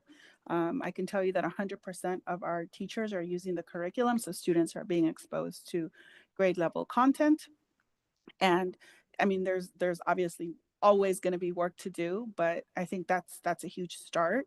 And our principals are providing support in, it's not just random math. It's like, here's a walkthrough. This is here's a walkthrough. Here's the data. This is the need that we're observing. So this is the support that we're going to provide. I know after this data, I believe all principals have had professional development now with their teachers. So all principals and teachers have analyzed their data and made plans for next steps. That's super helpful. And also, I really appreciate the teacher specific data. And just on that note, right, like celebrating and like when we go into Miss, is it Corte, right? Mhm. Like, because there's, I know you Mhm. say like the individual students, but when you see experience and the data that's showing that there's major growth happening in specific classrooms, are there practices that we're seeing and learning from those teachers that we're applying? Have we, do you get what I'm trying to say? Yeah, and Yeah. actually that's why I wanted to highlight them. One, just to celebrate them. They've been working really hard and wanted to celebrate them. But two, I do also want to draw attention to them so that we can start doing that. We can start learning from them. A couple of those teachers are first year teachers. So one of the things that Dr. Simmons and I have been also talking about is like tracking students. So, you know, how did these students do last year? Is the growth based on the work that the teacher is doing? Is it just a high cohort of students, or both, right? But definitely want to hone in on specific teacher practices and get them to start learning from each other, observing each other, and just seeing kind of what's you know, what are the strengths and what are the practices that we need to carry. Yeah, Well, because it's starting to, but it sounds like you have the foundation really well. Mhm. It's incredibly strategic. You're doing professional development, aligning the curriculum, walkthroughs. And I just would recommend as you pull this data, right, as a network, one of the leverages now is that I know it's like we're bigger, but now we can learn from people that are implementing at a high level to really elevate, right? Yeah. And so figuring out what's working, not only for our teachers in their classrooms and our schools, but also with our students, talking to our students that we've had stories from today that what is, you know, what has it taken, right? And hearing from their stories, because you've done a fabulous job kind of creating the baseline. You're seeing the growth now, really thinking about elevating by identifying and sharing best practices and stories of success. So thank you so much. Other questions? I got a question. Go ahead, Twan. Can you go to page 10? Which one's that one? Sorry. That's the K through 8 growth. Oh. So if we look at the reading chart, right, Mhm. for VCPS, the typical growth, does that include the stretch growth as well? Yes. And is there a clear distinction between what a typical growth and stretch growth is? The goal is per student, so it's different. It's different per student. So, for example, for a student may have gone from like beginning first grade to or I'm sorry, from like below. A first grader may have gone to like 1 year below to middle of first grade, and that's their typical growth. Or they may have gone from below to second grade and they met their stretch growth. So it's very individualized per student. And every student is given a target. So aside from the curriculum, which is grade level content, our students also have personalized learning platform that's at their individual level and that supports them in just closing that gap. So we wouldn't look at the typical growth and stretch growth, add them together and say that's an improvement, right? Because the typical growth is double counting. Yeah. If we did that. Yeah, the stretch growth is in that percentage of the 38. Yeah. Okay. Same for each school site. But this is basically who was celebrated earlier today, Yes. right? Yes. So, yeah. So the students that were invited to attend the board meeting Mhm. were students who met their stretch growth. Got it. Yeah. Typical growth, they're still being celebrated, but we asked only because it was such a large number. So all those names on the screen, and they obviously didn't all come either. All those names are the screen or names of students who made stretch growth. Great. Mhm. Oh, that's clear. Thank you for the clarification. Okay, so I'm going to take you to the slide after the shout outs and Mhm. celebration. This information was so helpful, and I had similar thoughts as well. But one recommendation that I put forward is thinking about a structure of professional learning opportunities, so Mhm. PLOs that teachers can host for other teachers. Even if you had a shared PD district-wide day over the summer, or before school starts, et cetera, it'd be great for them to host mini workshops across many different topics that they are experts in, and then to share that knowledge with each other. I think that that's one way to celebrate them by amplifying their ideas and their voices, and also what it is that they're doing. I'm sure you're doing similar things too when we think about learning walks and things like that. But this is just a way to give them a clear platform, record it, have a database, have teachers access that stuff well beyond. And then I'm curious to know, because you mentioned conversations between the principals and yourself, and then also thinking about the teachers. Was there anything that was done differently that would provide such fantastic results that you can think of, or that the principals can think of in their approach? I'm curious to know if it was the same approach over and over and it just happened to click, or can we hone in and focus on a targeted approach that maybe was different in that reflection piece or implementation or support with teachers that you can try to codify? Because right now, otherwise, you know, we know the plan, but if it's always the same, there's got to be something that was different that yielded better results this year, as you shared, which again, this is incredible to see. So I think, well, two things that I want to mention, although I can list a number of them. One is we have new curriculum implementation, and I was worried about that because that usually comes with a dip. But I think just moving forward with alignment, and you know, our teachers are struggling with a new curriculum, but they're struggling together. You go into every single classroom, and every single teacher is using it at varying levels, of course. But it's just really nice to see from kinder to 12th grade. I haven't been in a classroom where I haven't seen it. And I think Dr. Simmons can say the same. So that's one thing, I think, just that alignment. And then the other thing too is at the beginning of the year, we developed a set of look-fors. So when we go into an ELA classroom, what do we want to see? This was developed in collaboration with the principals. And then for math, same thing. When we go into the classrooms, what do we want to see? And we have some very specific look-fors that are aligned to the curriculum, but that I think they're guiding observations. So principals now know when I go into the classrooms, these are the specific things that I should be seeing. And we're able to provide that feedback to that teacher. So if there's 8 look-fors and a teacher meets 4, well, you can start working on number 5 or number 6. So it does give a good, it is a great platform for specific and actionable feedback for teachers. And, you know, we're still getting better at it. And at our last principals meeting last week, we recorded a teacher 2 weeks ago. We watched a video and we calibrated together to score that teacher, but also to talk about, you know, like you said, to elevate her great practices. It was amazing. She's an amazing teacher. And you know, the hope is that the better that we get at this, the more that we're able to go into our classrooms, identify just areas of just where our teachers are excelling, but also areas of growth. Awesome. Okay, so I think embedded in what you shared is an assumption that I'm making, in that the coaches and the role of the coaches are also mixed in there and baked in there in terms of the feedback and the listening sessions and the look-fors, et cetera, right? So I put that there, but also this speaks to the textbook resource adoption process. That is no small feat. So the fact that you all took the time to do that well, I think you're seeing it paying off in the long haul and trusting that process to be able to do that. So that's awesome. One more thing I wanted to ask, and this is more of a high level theoretical question for you and the leadership team. If you go back to, actually, if you go forward one slide to the D1, D2, and then D1, D2 reading and math. Okay. Okay. Keep going, keep going. More.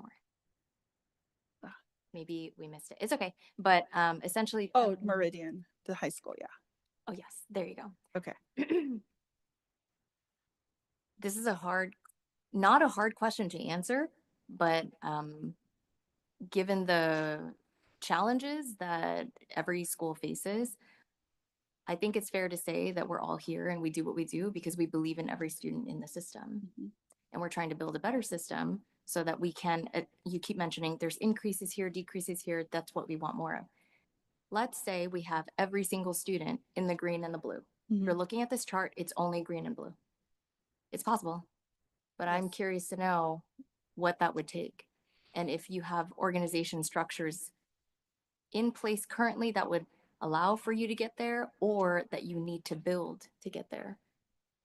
And that's, I think, a wider discussion that I would push for you all to have. If it was green and blue, what would that push us to do, and how would that guide our decision making? Because sometimes we make short-term decisions and put band-aids on things because we need to resolve it, but longer term strategy, right? What would it take? And one of those things was hiring on these instructional coaches. That's a long-term game. But what are some other strategies similar that would say, this is our goal by X year, this number here is going to move over by this percentile, and this is what it takes to get there, right? Just something to think about for all of you. Thank you. Thank you. Any others? Geronimo. Thank you very much for the presentation. Okay. I'm going to take, with the board members just for a second, I want to take kind of a quick poll. We had a public comment that a parent would like to do a public comment. We went through the agenda for public comment. They weren't able to get there, slip in. Maybe it was the confusion, or we didn't hear us, but I'd like to take that out of order now in the agenda. And so I just want to get at least nods of heads that we can move that. I don't think we have to take a formal vote to do it. You good? Okay. I think it's important because we have a parent that we should hear them. So go ahead. So we have a public comment, Mr. Ricardo Velázquez. Vasquez. Vasquez, okay. And sir, just so you know, we're prohibited from directly talking about what you comment on tonight, but and that's the law. But what we will do is we're listening, we're taking notes, and then we'll continue to talk with staff about what information we can get back or in the future may need to hear. Okay? Yeah, sure. Thank you. Thank you for your time. Thank you for doing this. I think before I didn't take I didn't do any comment because there was a lot of people, and some comments sometimes is confused. Understood. Even if my English is my second language, I like to speak a lot, but I don't want to take a lot of time. And so just my question, and the first thing that I am here is because me and a lot of parents and a lot of staff from Meridian. I am from Meridian. My student is on 9th grade. And this is my second student in Meridian. So I have one more already graduate. And two of my there are twins are coming next year to Meridian. So the question is, if you or we still are looking for a building for Meridian. That is the first question. If we are still looking for a building, we need information how is going the process, because for parents it's important to have our own building, and we need to have the students all in one secure building, and because now a lot of things is happening outside, and a lot of Hispanic families are in big problems now. So like parents, we want to be sure where are our students. If something happens, we need to know where directly go to get our students, and not like looking for one student there, another student in another place. So, and I understand I don't need your answer now, but I want to know if this point can be in the next meeting agenda, and I can invite more people, more parents, more staff from the Meridian to hear your answers. So that is just what I am here. So okay. Thank you. Thank you so much for your public comment. Yep. And what we will do is refer it to our staff to explore your comments, and then they'll get back to us with what next steps we'd. Oh yeah. Thank you. Thank and you. I need to leave because my worms are Yes, totally understand. Thank you. Thank you for, They want to eat thank you for something, waiting to so- comment. We appreciate it. Thank you. Okay. Thank you, board members. All right, let me see if I can move us along. Find out where I was on here. 3.5, thank you. President, future president, right here. 3.5, mid-year LCAP updates. Dr. Feld. Okay. So we'll go to the presentation view. The mid-year LCAP, just really quickly, can you get, there we go. So the purpose of the mid-year LCAP is to provide an update on the implementation of the current LCAP that was approved this past June, and it provide an update on any changes that there might be related to any of those actions. And I think we're still getting. No, it's okay. But we're trying to. There we go. Get the visual up. Okay. Perfect. So a few notes. There is no template for the mid-year LCAP. So we use the same template that we've been using in previous years. Also, the board is not required to adopt or vote on the mid-year LCAP. This is really for informational purposes only. And the mid-year LCAP does not need to be included in this coming year's LCAP. However, the information that's shared in this LCAP can be used to inform next year's LCAP. And it needs to include all relevant data regarding updates about expenditures and so on. Much of what you're going to hear is probably not going to be a surprise or the first time you're hearing it, because we hear these updates every single month from Arturo. So each of the mid-year LCAPs are about 50 to 70 pages long, and we have 7 of them for 7 schools. So we're not going to go through them in detail. However, for your viewing pleasure, they are uploaded to board docs and the board agenda, so you can read all of them in detail if you would like. However, I have uploaded the parent budget overview for each school, and then I'll just share some high-level updates. So for starting with Palm Lane, you can see that overall with the LCFF funding, there was lower ADA based on lower enrollment. Also some slightly lower SPED and lower title apportionments. Some of the high level items, not only was there lower revenue, but there were also lower expenditures. And so in MTSS, we just recently hired a BCBA, a board certified behavior analyst. So the expenditures there are trending a lot lower than we originally anticipated. Also, we haven't spent as much in field trips, and as well, Turning Point Counseling has not or did not invoice us before the first interim budget. So that's why we're trending lower in MTSS. You'll see this across most of the schools. In students with disabilities, again, before the first interim budget, we hadn't received many of the special education vendor invoices. So that's why it was trending lower. And also SPED staffing was lagging behind as well.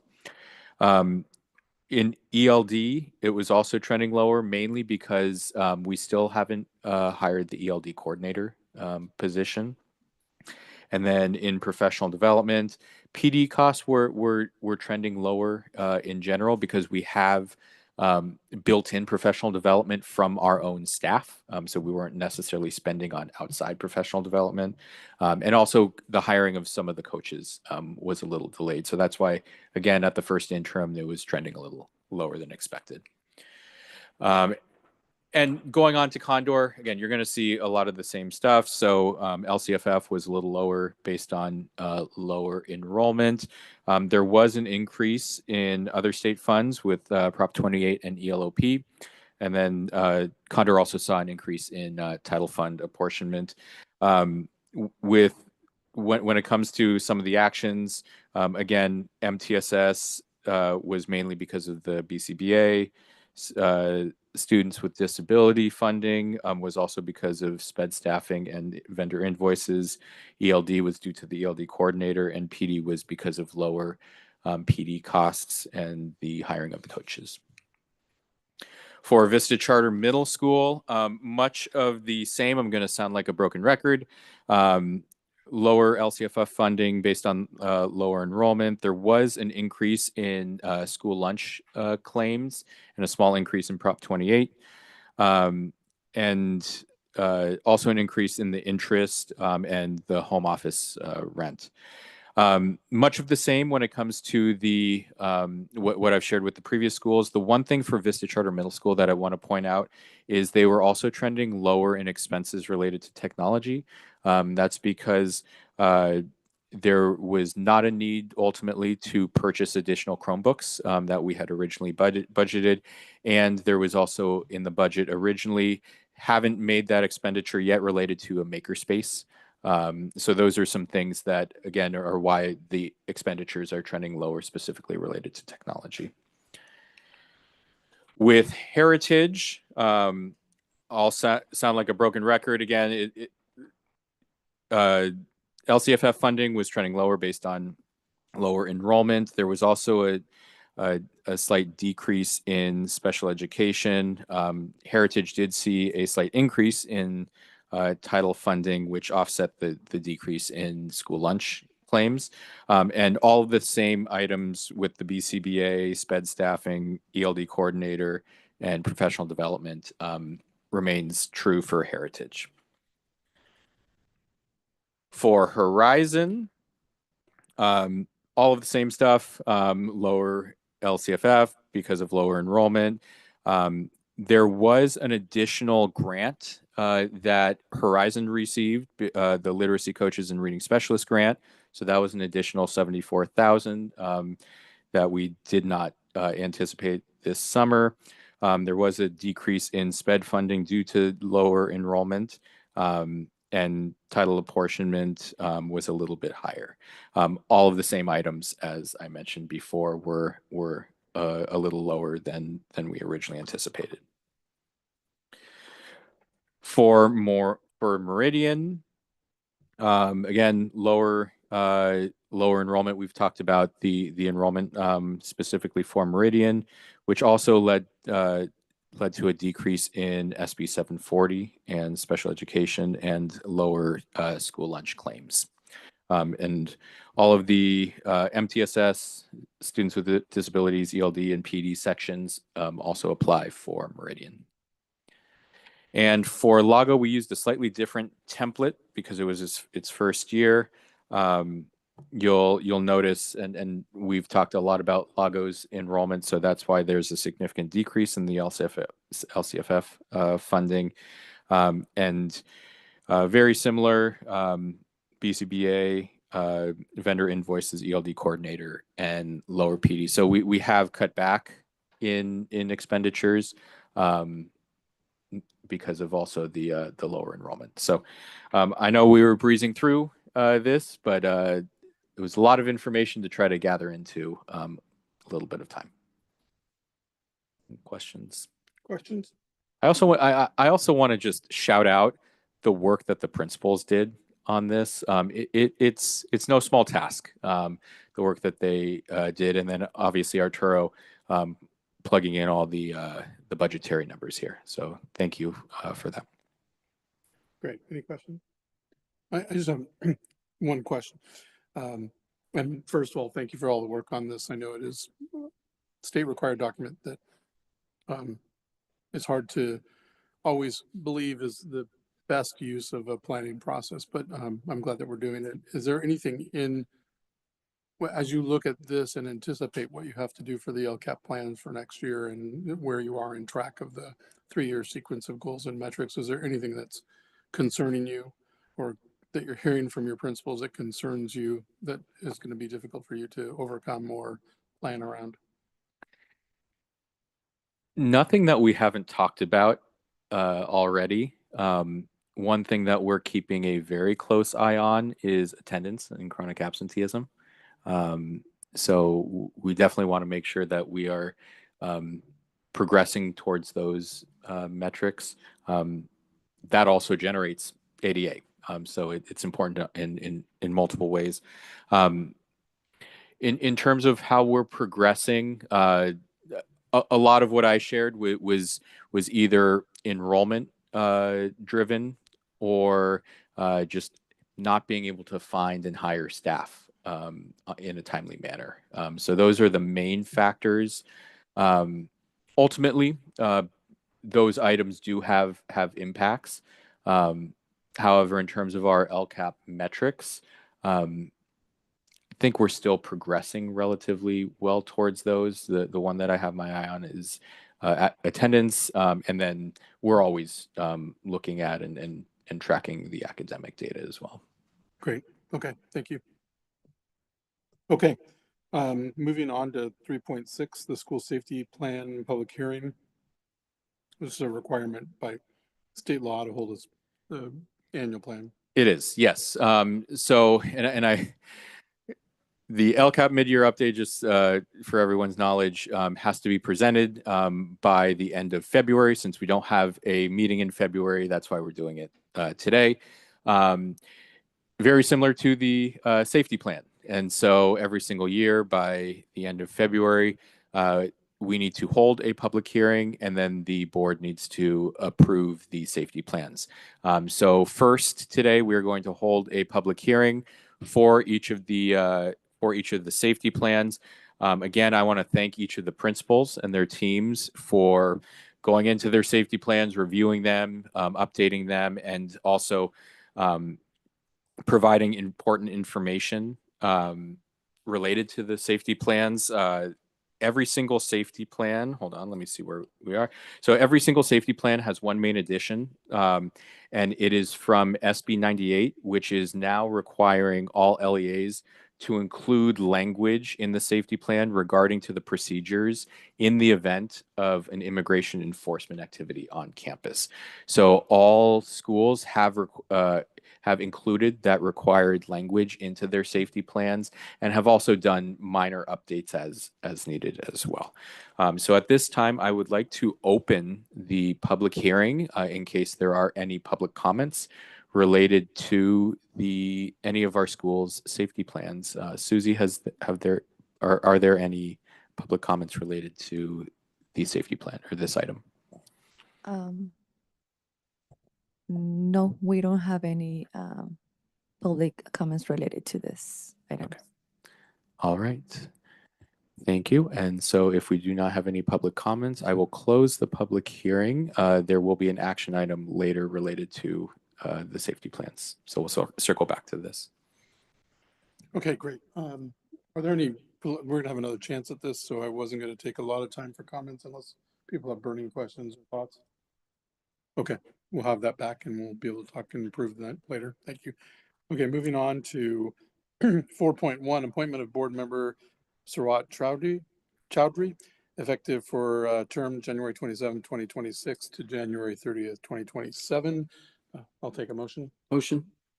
Second. Thank you.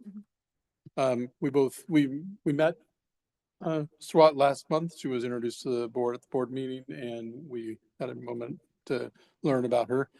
So I'm very excited to have her join our team. I'm sad that we have a vacancy, but I understand we do have a vacancy. So thank you again, Kelly, for your work. But I'm ready to move forward with this. Is there any discussion or questions? I believe she is on Zoom. Yep.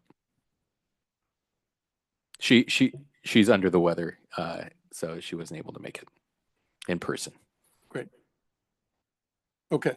And I think to spare her having to get on and chat with us, we'll go ahead and move forward unless there's other questions. We have a motion in a second. So all in favor? Aye. Aye. Aye. Aye. Okay. That carries 5-0. We'll move on to thank you and congratulations, Sarat. We look forward to seeing you in February. Thank you. And please get well.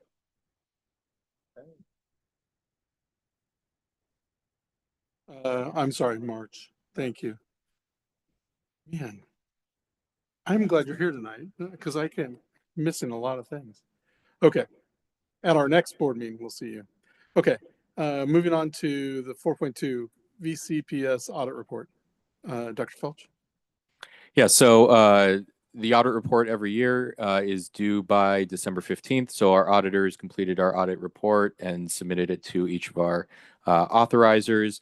No surprise, but it's always important that our audit report did come back clean with no findings. So happy to share that. But it is still required that the board reviews and approves the audit on an annual basis once it becomes available. Okay. Can I have a motion? Motion. Second.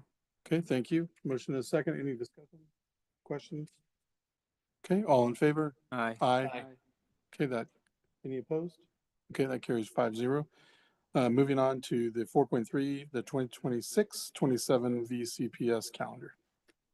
Dr. Phelps. Yep. So we did a deep look into the calendar, looked at a lot of data. I want to thank Mr. Z for sharing a lot of data, especially related to attendance. We looked back at the entire last year's worth of attendance day by day for every single school to see if we found any trends to identify. Most of what we found was related to immigration enforcement activities or action related to such. We also saw that because Veterans Day this past year was on a Tuesday, so that Monday between the weekend and Veterans Day was lower.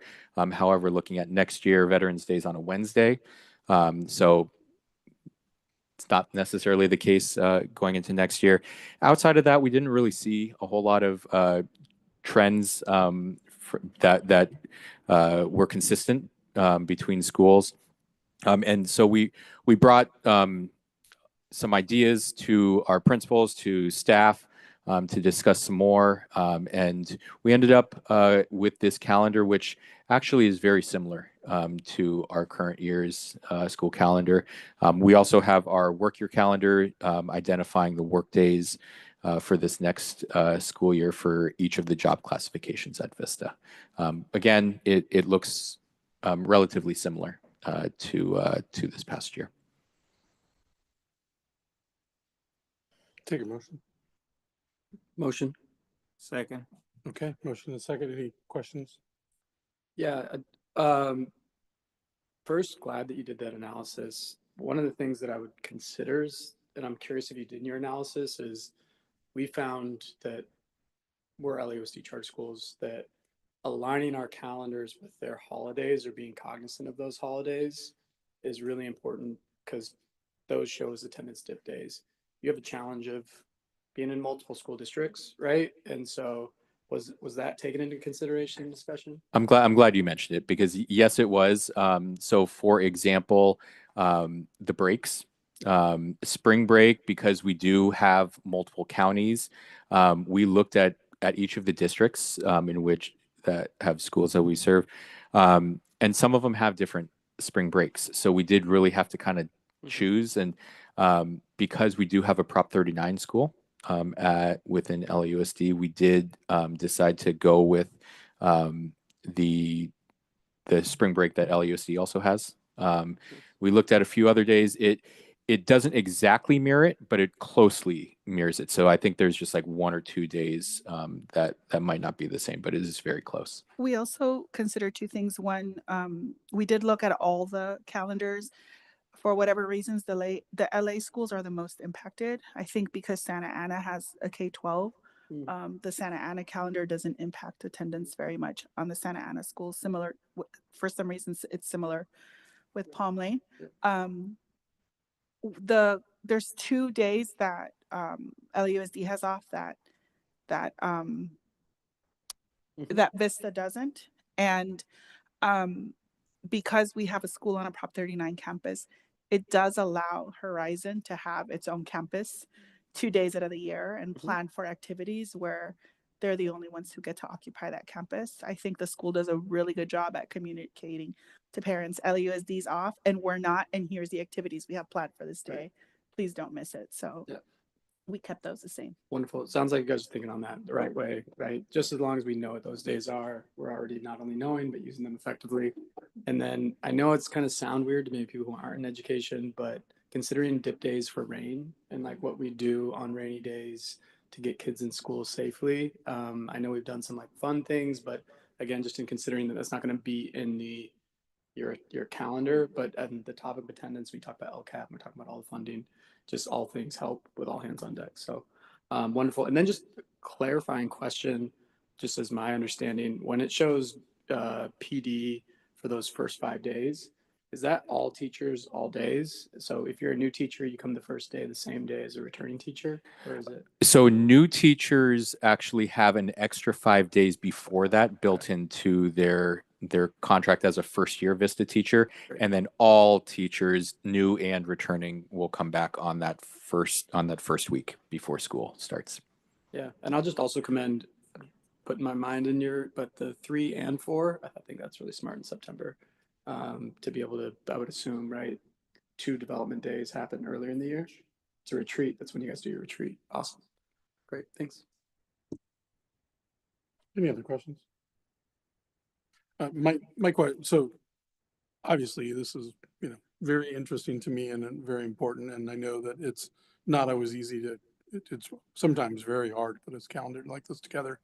The question, and so thank you for all the thought you guys put into it and to look at the historical data, because I know there are some days we looked at where we had some real big dips and people not showing related around Halloween, those kinds of times.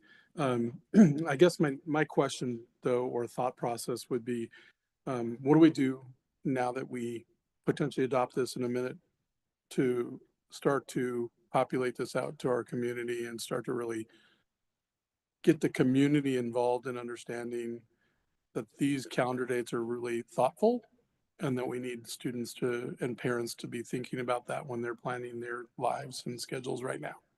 Because a lot of them are thinking about their upcoming trips probably already, or thinking about what they may or may not be doing that day. And so what's our next steps, I guess, is the question.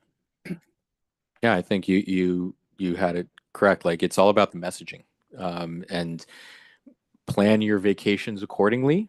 We do have built-in vacations, and so please take your vacations then.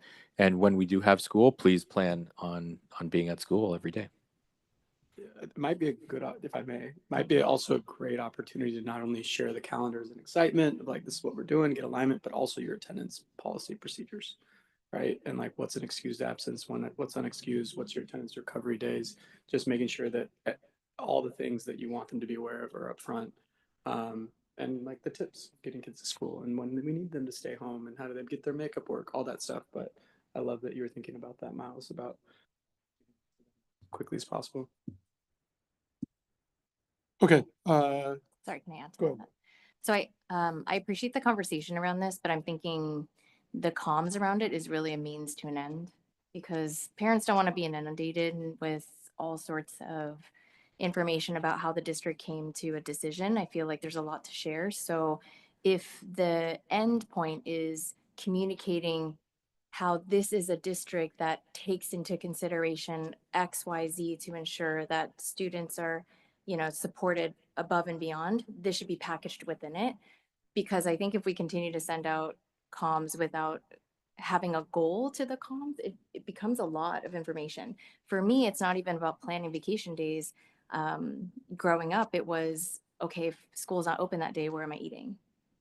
Right. And so I think that families have different priorities. And so those are things that I would want to communicate early. So if my mom, say, was working 2 jobs and the school wasn't open, am I safe to then stay home? Because now my mom has to think about where I am while she has to continue to go to work. I think that careful messaging around how we are thinking about that is more important than, hey, this day, this day, this day, and here's why. It's more of, this is how we brought on board our community to make these decisions. And I think that Vista does that often, where we put community voices at the center of the decision making. And for me, that's a through line, like whether it's test scores, intervention, recruitment, storytelling, even thinking through the very minor details of the calendar. But my question goes back to like, okay, the goal of communication, what do we want them to know that could help recruitment, that could help with students showing up to school because they realize these people really care about me more than just, telling me like, okay, here's why you're not getting Rosh Hashanah off or what have you, right? So I just urge everybody to think through like, yes, communication strategies are important, but what's the end goal in what we're really trying to say to the communities in recruitment and support and all of those things. Yeah. Yeah, I didn't want to take us down the rabbit hole of the communication strategies, but I think you're absolutely right. With communications, messages are, to me, the message and the goal are the same, and that's to make sure that folks know that we need them in school and we care, and really them knowing that we care seems to be one of the biggest factors about whether they come to school or not, right? So, so that's the goal of communication. Like we care, and I think you said that, so I think that's right. That's perfect. Thanks. And I also want to just call out that all of our schools that receive ELOP funding are required to, at a minimum, provide at least 30 days of ELOP services for at least 9 hours throughout the day on non-instructional days. So school services, even though it might not be part of the instructional calendar, do extend well beyond just these days. Yeah, and I really appreciate that note, and I know we're not going down the rabbit hole long, but in terms of parent engagement with this, right? I know you just mentioned it. I think sharing calendars and how they look at it and getting their take on it when they see stuff like this, I think eventually, if we get on top of this, having them a part of it and that experience, I think could be something really. If the end goal is the end goal of we care and want to partner in your child's education, thinking about that. But thank you. Yeah. Okay. All right. So we have a motion and a second. Motion. Second. Wait, I think we already have one, don't we? Motion. Yeah. Sorry. I'll take the vote. All in favor? Aye. Aye. Aye. Okay. Hearing everybody, 5-0 passes. Moving on to 4.4 travel costs. Dr. Felch.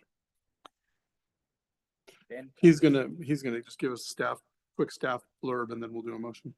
Yeah, so this is related to two different conferences. The first one is related to the National Charter Schools Conference.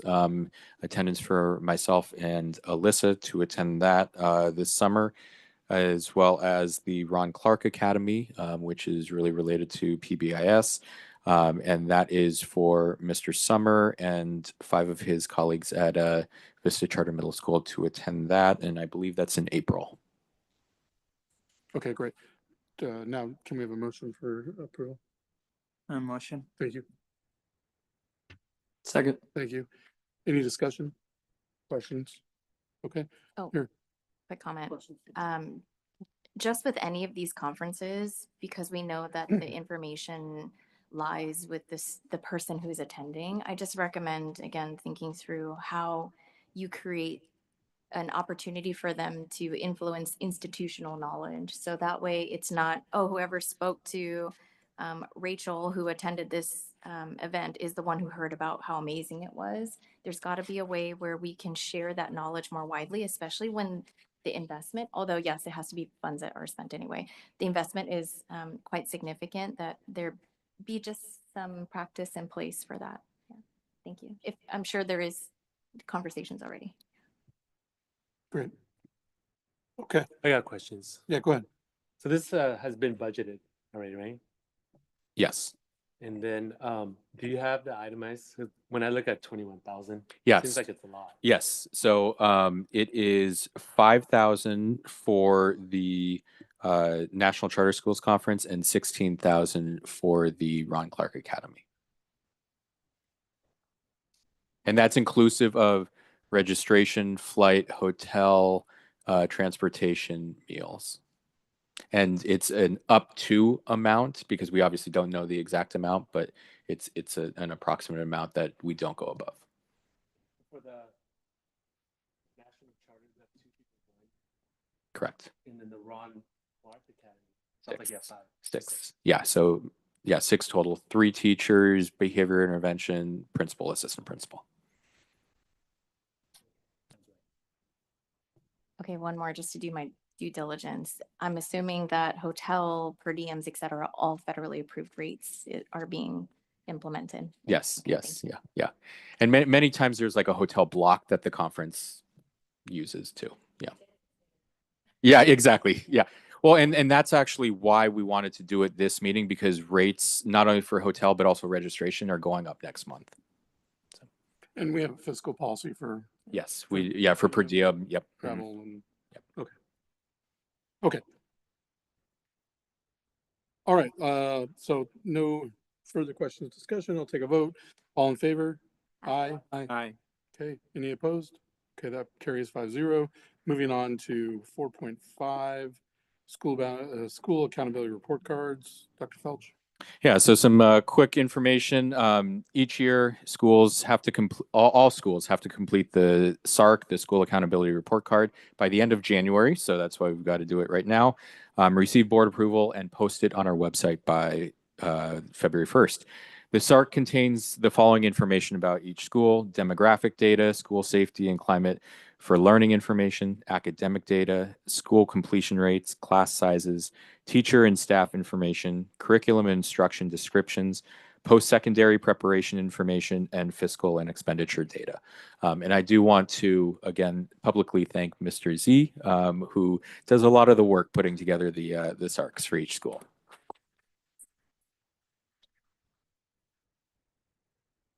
Okay, I'll look for a motion. Motion. Second. Thank you. Any questions, discussion? Okay, I'm not seeing any. I'll move to the vote. All in favor? Aye. Aye. Okay, any opposed? Okay, that carries 5-0. Moving on to 4.6, the comprehensive school safety plans for Vista Charter School. Dr. Felch. Yep, so this is the item to approve the safety plans for each school that we had the public hearing for earlier in the meeting. Okay, I'll take a motion. Motion. Second. Okay, motion and second. Any questions, discussion? I just wrote down something quick, I glanced at a couple of them. I didn't see anything about like OSHA follow-up in case of like chemical hazard spills, et cetera. It happens, especially if you're thinking about your physical science classes and what they work with. So just encouraging somebody to really think through, because that's not necessarily an evacuation of a whole school, but if you're working with fire and let's say something does catch on fire, what happens there? Point taken. Okay. Any other comments, questions? No, I think it would just be nice to hear from you, Colin, in terms of, we just had a public comment about safety in campus in Meridian. When looking at this, those evacuation plans, and I see that they just have kind of similar, like we have kind of the 2 fire drills to this. In terms of those safety plans and procedures, if you just talk us through how you create or what's created for 2 different campuses. Well, I would have to defer to Mr. Pirano, because I know there's very intricate details because of the 2 campus situation. Can you move to, sorry. Yeah.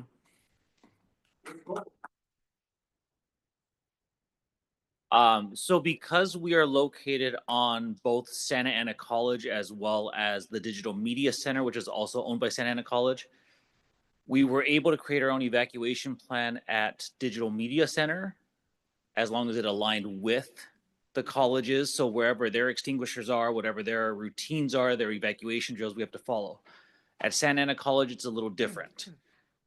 We have to abide by their drills on top of our drills. We have to evacuate to their spots on top of our spots. So it's a whole other schedule that we need to work with. Okay. Aligning with SAC. Okay. Salvation Army is ours to work with, and then here at Heritage is music. So they just run with the Global Academies drills. Got it. And that, you're doing the best you can, right, with that. But when we hear the parent talking about, say, just in terms of your experience, your opportunity, is there any challenges that you're currently facing that you want to highlight in terms of that partnership and safety with those plans that we can be aware of? So the partnership's been great so far, as far as campus security goes. Got it. Just recently there was reports of officers coming onto Digital Media Center. It doesn't look like a school, so to officers they may not know it as a school. It was SAC campus security that immediately jumped on it, notified us, and then everyone within the digital media center and us, we kind of went through a full lockdown while we found out what was going on. So the partnerships worked out really well. Campus security was over immediately to talk to the officers, figure it out, let them know that it was a school site. Okay. So the partnership is working. Okay, that's good. To hear.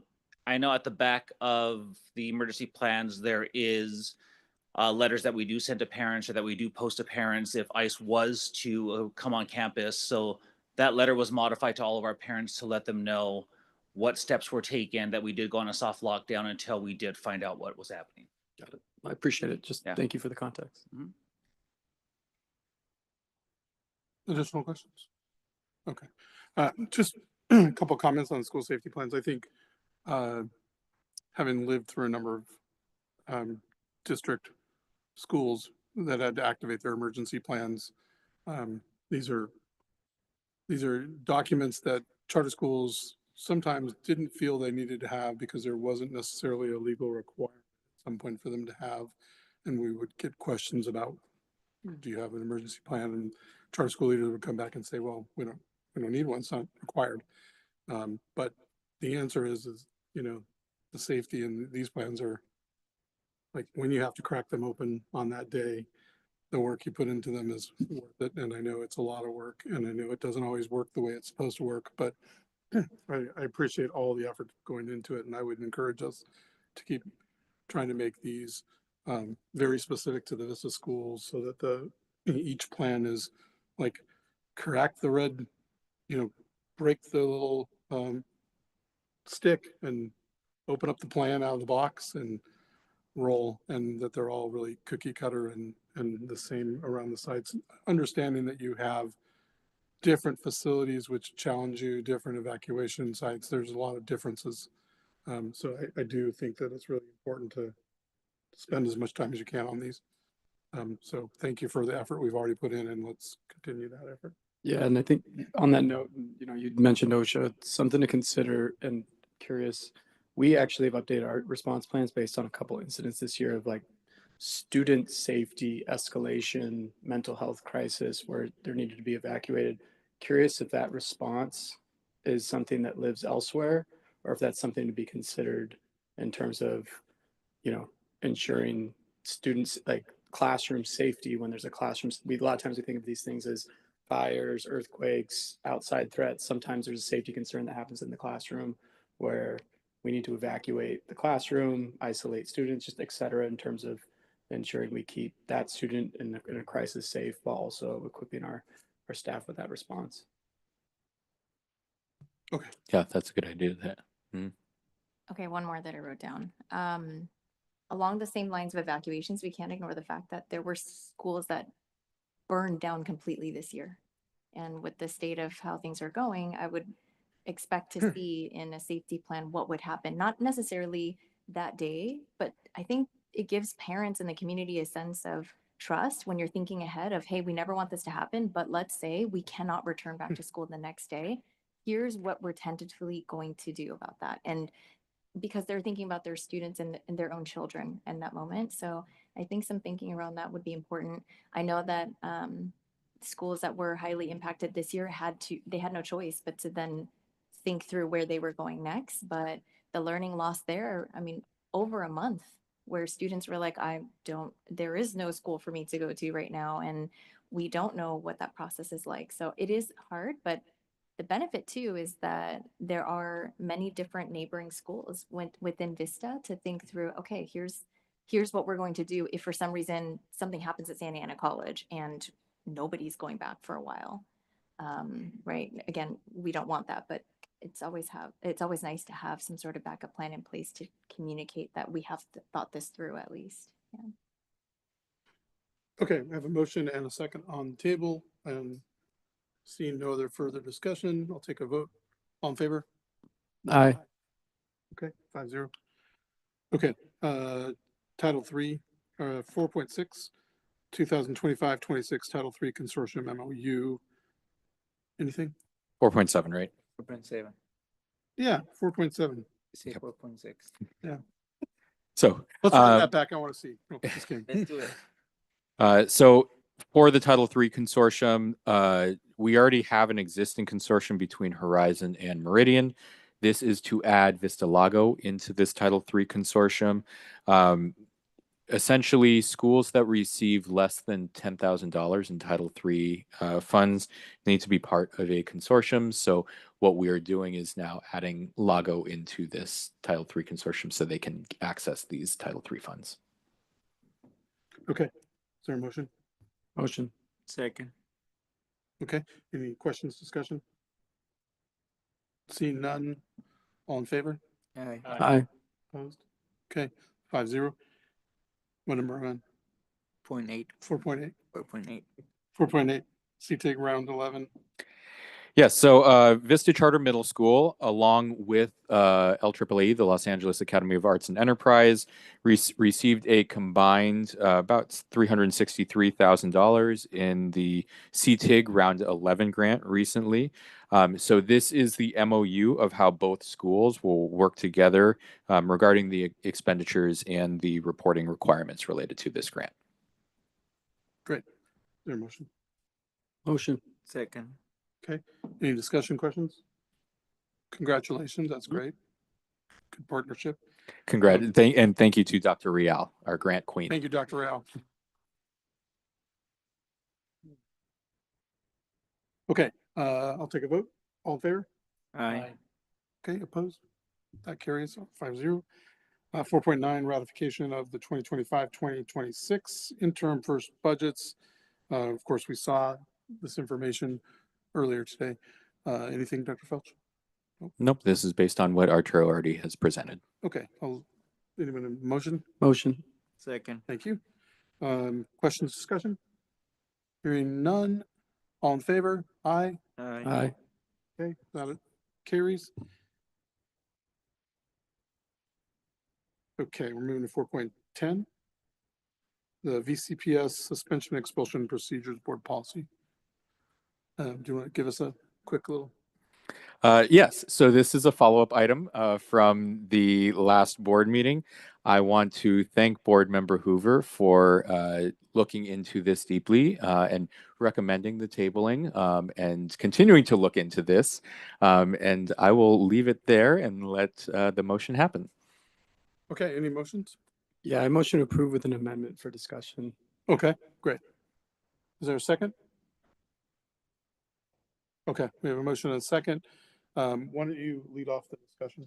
Yeah, so I appreciate, I went through the document, the procedures, and there was a lot of updates to it. One noticing that I had that, and even was speaking with Colin, that I would like to make a motion to add. And so within the suspension and expulsion policy procedures, I'm proposing that the addition of a new subsection DE, it's under the suspension procedures. We go through, the process goes through the suspension and notification, but a really critical piece that we believe is missing is reentry meeting following suspension.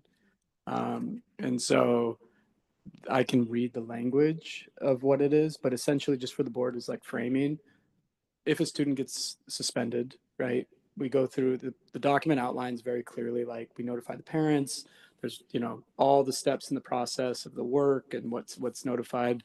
But a really critical component of that process, which I feel like should be outlined in the procedures, is how do we welcome that student back into the school, right, to set them up for success.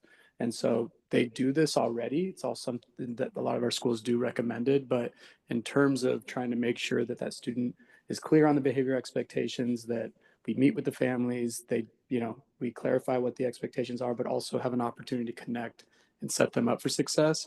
I'm proposing, and I'm just going to read the language. Please, if that's helpful. that'd be great. So the addition would be, it'd be number 5 under the procedures. It says reentry meeting following suspension. And then under that would say, upon a student's return from suspension, the charter school may hold a reentry meeting with the student. And when practicable, the student's parent or guardian to support reintegration, review expectations, address academic or social and emotional needs, and engage in restorative practices when appropriate. Participation in a reentry meeting shall not be a condition of reinstatement, and a student shall not be denied return to school due to a parent guardian's inability to attend. Okay. Just Is staff comfortable with the language? Yes, and I have already reviewed it. And I just want to share that this is a practice that we already do, the reentry meetings. And so I'm glad that Board Member Hoover brought it up because it is reaffirming a practice that we already do. Okay, are there any questions about this language or about the addition, the amendment? Okay, so we have a motion on the table and a second. The motion, as I understand it, just to clarify so we get it right, is that we move to approve the expulsion and suspension policy with the amended language that you've submitted to staff now and read to us on record. And that with that amendment, again, it approves with that amendment. Okay. And I suspect that that also gives staff the flexibility, if like 5.1 needs to be 5.1A or whatever the technical correction would have to be to make it grammatically and to flow properly as part of that motion. Okay. Works. Okay, everybody comfortable with that motion and amendment? Second's okay with that? Okay. No further discussion? All right. So then let's take a vote. All in favor? Aye. Aye. Aye. Okay. That carries 5-0. Okay, thank you, Board Member Hoover and staff. Okay, let's move on to 411 VCPS Policy on Immigration Enforcement. Dr. Felch. Yeah, so this is a new policy based on both AB 49 and AB 495 that prohibits schools from allowing immigration enforcement officers to enter any non-public area of a school site without a valid judicial warrant, subpoena, or court order. Okay, is there a motion? Motion. Second. Okay, we have a motion and a second. Discussion, questions? I'll lead off. To me, it's we talked about school safety plan and the addition of language similar to this. You know, obviously, this is very important right now, and it has been, and I'm glad to see us implementing it. I want to make sure that we continue to see the safety and that the staff is well trained. I read the policy. I feel like there's a lot of good steps to inform the staff as to their responsibilities and their to talk to the rest of the organization as things like this could occur, and what gives them protection for themselves as well. So to me, that's super important for our students and for our families. I think not talking about our public comment that was made tonight, but I heard undertones of the public comment that was made tonight that talked about parents maybe not feeling safe. And so I'm glad to see us do that. I hope we will continue to take that very seriously and that you can count on, I hope, the whole board and definitely can count on me that we will continue to provide supports to make sure that our students can remain safe over any kind of circumstance, especially in even this one. Yeah, and I think I'll just add that not only I think that this is, again, the process is really clear. Some supports to consider would be like, you know, almost like cheat sheet cards, right? To make sure are available for folks. I know that when we step into this process, a big issue also is when we take our students on field trips, right? And what the response looks like for on field trips and what documentation is needed. So any communication that's in alignment with this policy, I'd highly recommend, but I appreciate the steps and echo the response. I think the last thing I'll just add, I didn't see it in the policy and I wouldn't expect it to be there, but I would imagine that there would be some kind of flow to the board regarding any kind of activity that we may hear about that's happening on our campuses, and that would be fairly immediate. So I just know that we have that relationship. So I know, and again, I don't expect it to be in the board, but I would want to have that to the board directly and immediately. Okay, so we have a motion in a second. Tuan. Yeah, what is considered non-public area? Is that the classrooms? Yeah, classroom. So public area is essentially like parking lot, main office. Once you go beyond that, that becomes the non-public areas of the school, like classrooms. And then I read over the weekend that ICE, they're entering homes without warrants, right? So how do we address that here? Well, I mean, we will let them know that they need a warrant in order to be here, and we will ask them to leave if they don't have one, and make sure it's also an actual judicial warrant. One of the steps, and we have a flow chart that has been shared with all of our school sites, is we will get on a call right away with legal and make sure that we're walking through all the steps appropriately. And also not like we want to protect our students, but we also need to protect our staff too. Yeah. And so we need to make sure that we're Well, the way I read it, just if I can clarify my understanding of it, was that we would not allow access unless it was legal and justified according to the law. And if access was, obviously, we're not going to put our employees in jeopardy if some federal agent or any agent were to walk onto campus and take authority that wasn't necessarily legal. So they would escalate that to the staff that would then escalate that to as many people as we could at the time to handle it. That's the way I interpreted what Yep, exactly. And there is something about here about reporting to the board of directors if there's ever a incident. So have we determined like if a judicial warrant is required by law or federal law? What can you clarify your question? Yeah, like it seems right, like the ICE they can in their homes, right, through federal law without a warrant. So even if we say without a valid Legal, judicial warrant, yeah. I mean, I think we're talking about like legally or illegally here. Again, we would make sure they go through any legal or that they have any legal documents, and we would also verify that with our attorneys. And if they don't have as such, or if they don't have that, then we will politely ask them to leave. And I think that, I mean, again, it's triggered by language that's in state law. And we're actually implementing state law. And so I don't know that we have it. I don't think we have a super big choice as a board or a school to flaunt state law. Yeah. So what we're doing, and I know you're not saying we should, I'm just saying that's what, so we're actually, part of the reason we're doing this is because the state law requires us to do it, which will be the trigger for what we've done to comply. I guess like what I'm saying is this may conflict against federal law. So as long as we talk it through and know how to address the issue when it arises, right? Otherwise, if we assume that state law takes precedence over federal law, I'm not sure that's the case. Yes, but federal law also doesn't allow like anybody to enter into a non-public place without a warrant. Yeah, I guess what I'm trying to say, that's happening right now. So the reality. I but think of it this. Can I? I'm sorry to interrupt, but I think of it this way: when the state law is the state law. The federal law is not specific, meaning there's no written law that I think our attorneys are aware of, as far as I know, or the state's aware of, that would say that there's a different precedent. And so we would obviously follow the federal law as well. And we do follow the federal law for a lot of our policies and practices. When the law is not super clear, which is, I think, what you're referring to with some of this stuff I've read about the warrants.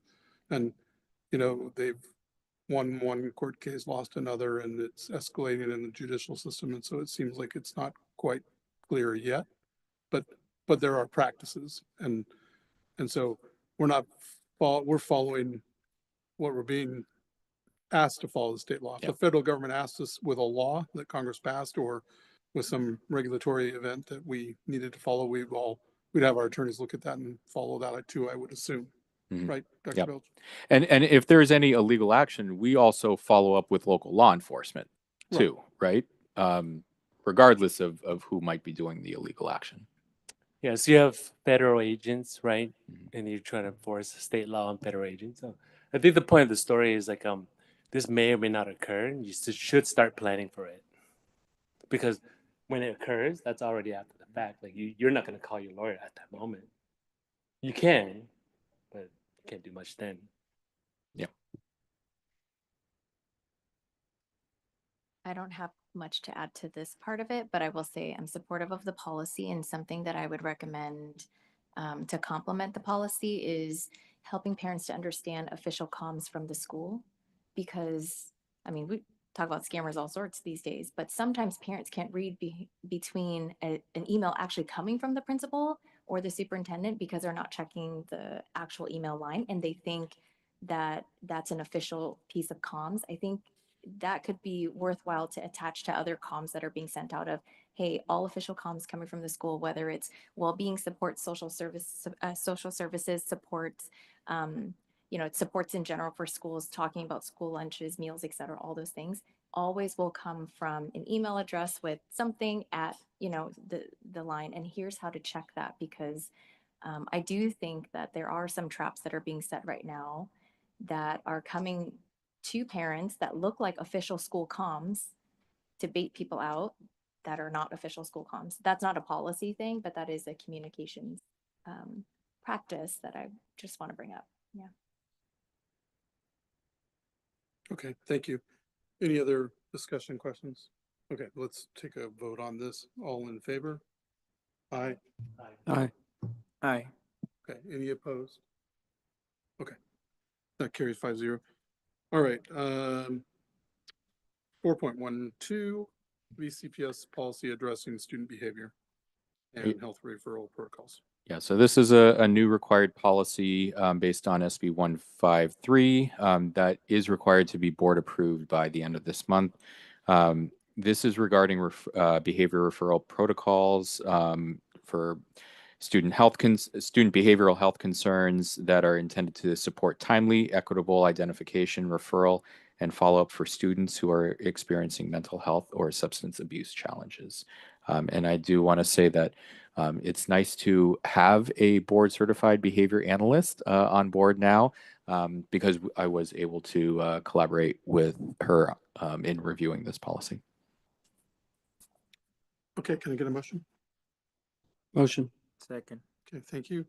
Any discussion questions? No, I appreciate it. And I really like that in this process, there's a summary of results is reported to the VCPS board, right, annually, because I think once we start to see that process, we'll uncover more, but it seems comprehensive and outline. Any other discussion questions? Okay, vote. All in favor? Aye. Aye. Aye. Opposed? Okay, that carries 5-0. On to 4.13, promissory note between Palm Lane Global Academy and Vista Meridian Global Academy. I think Arturo mentioned this in his presentation. Dr. Felch, anything you want to add? Yeah, I'll just echo what Arturo said. Vista Meridian already had a previous promissory note that has already been paid back. Now, based on cash flow in the current year, this is to add an additional $600,000 to help with that cash flow, pay it back later in this calendar year in 2 installments.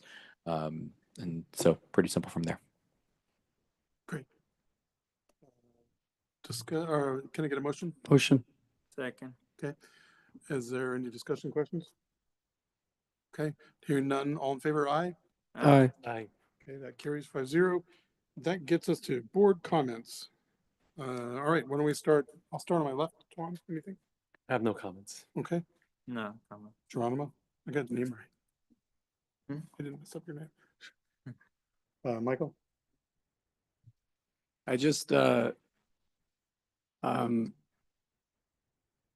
to make a comment on the power of recognition. I think we saw it today with oh my goodness, how many kids were here and their families.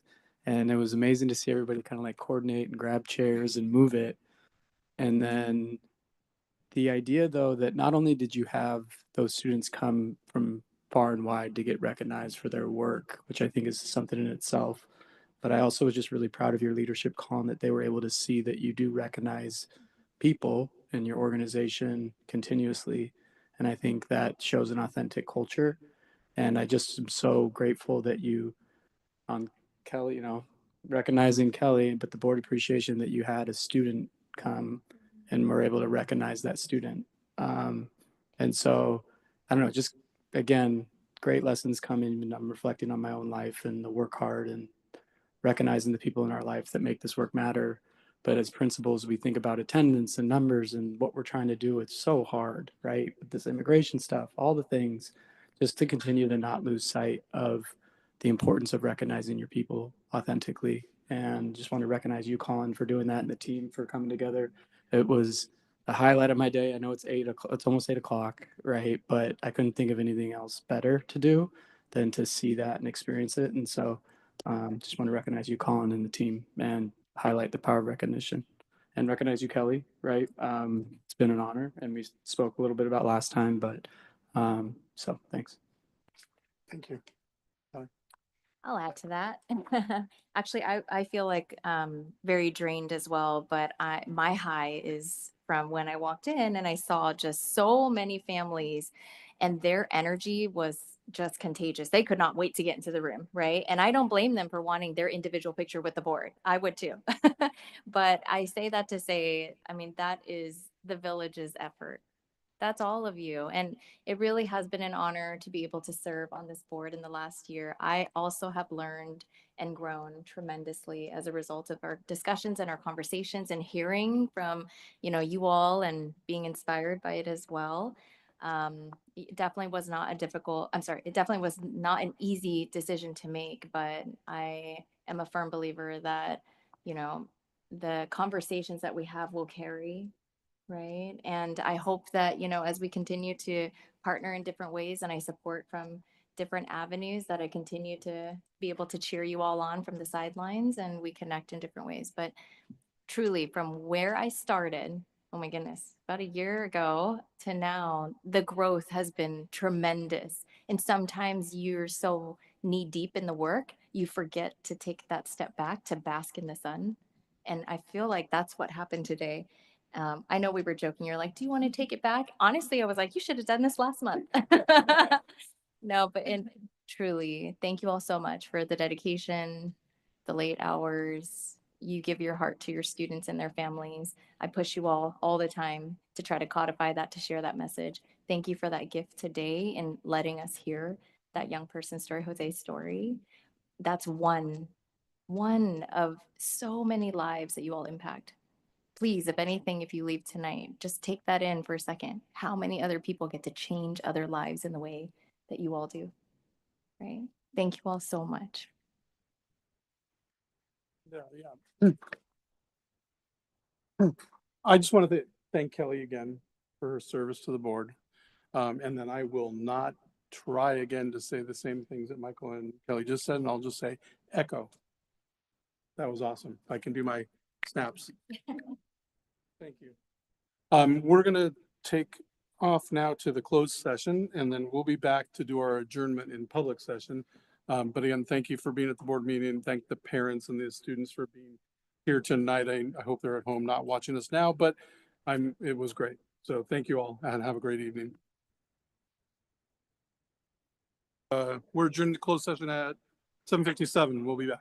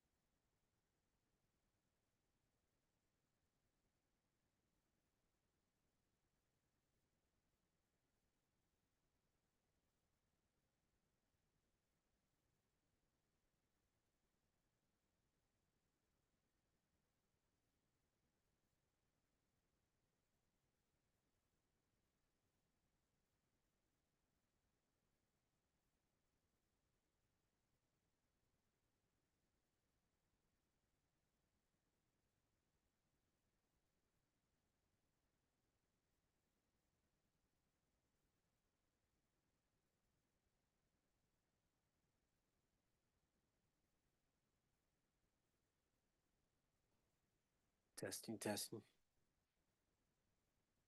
Testing, testing.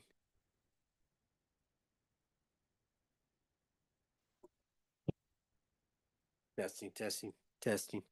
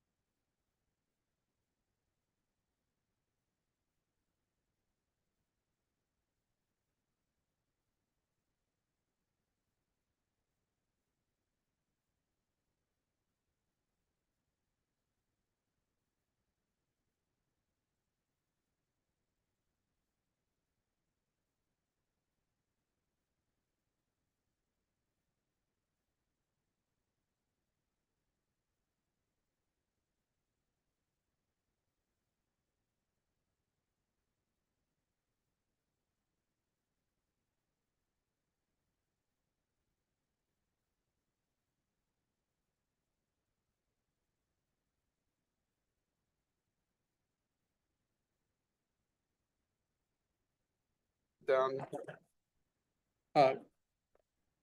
I'll wait until we record, yeah.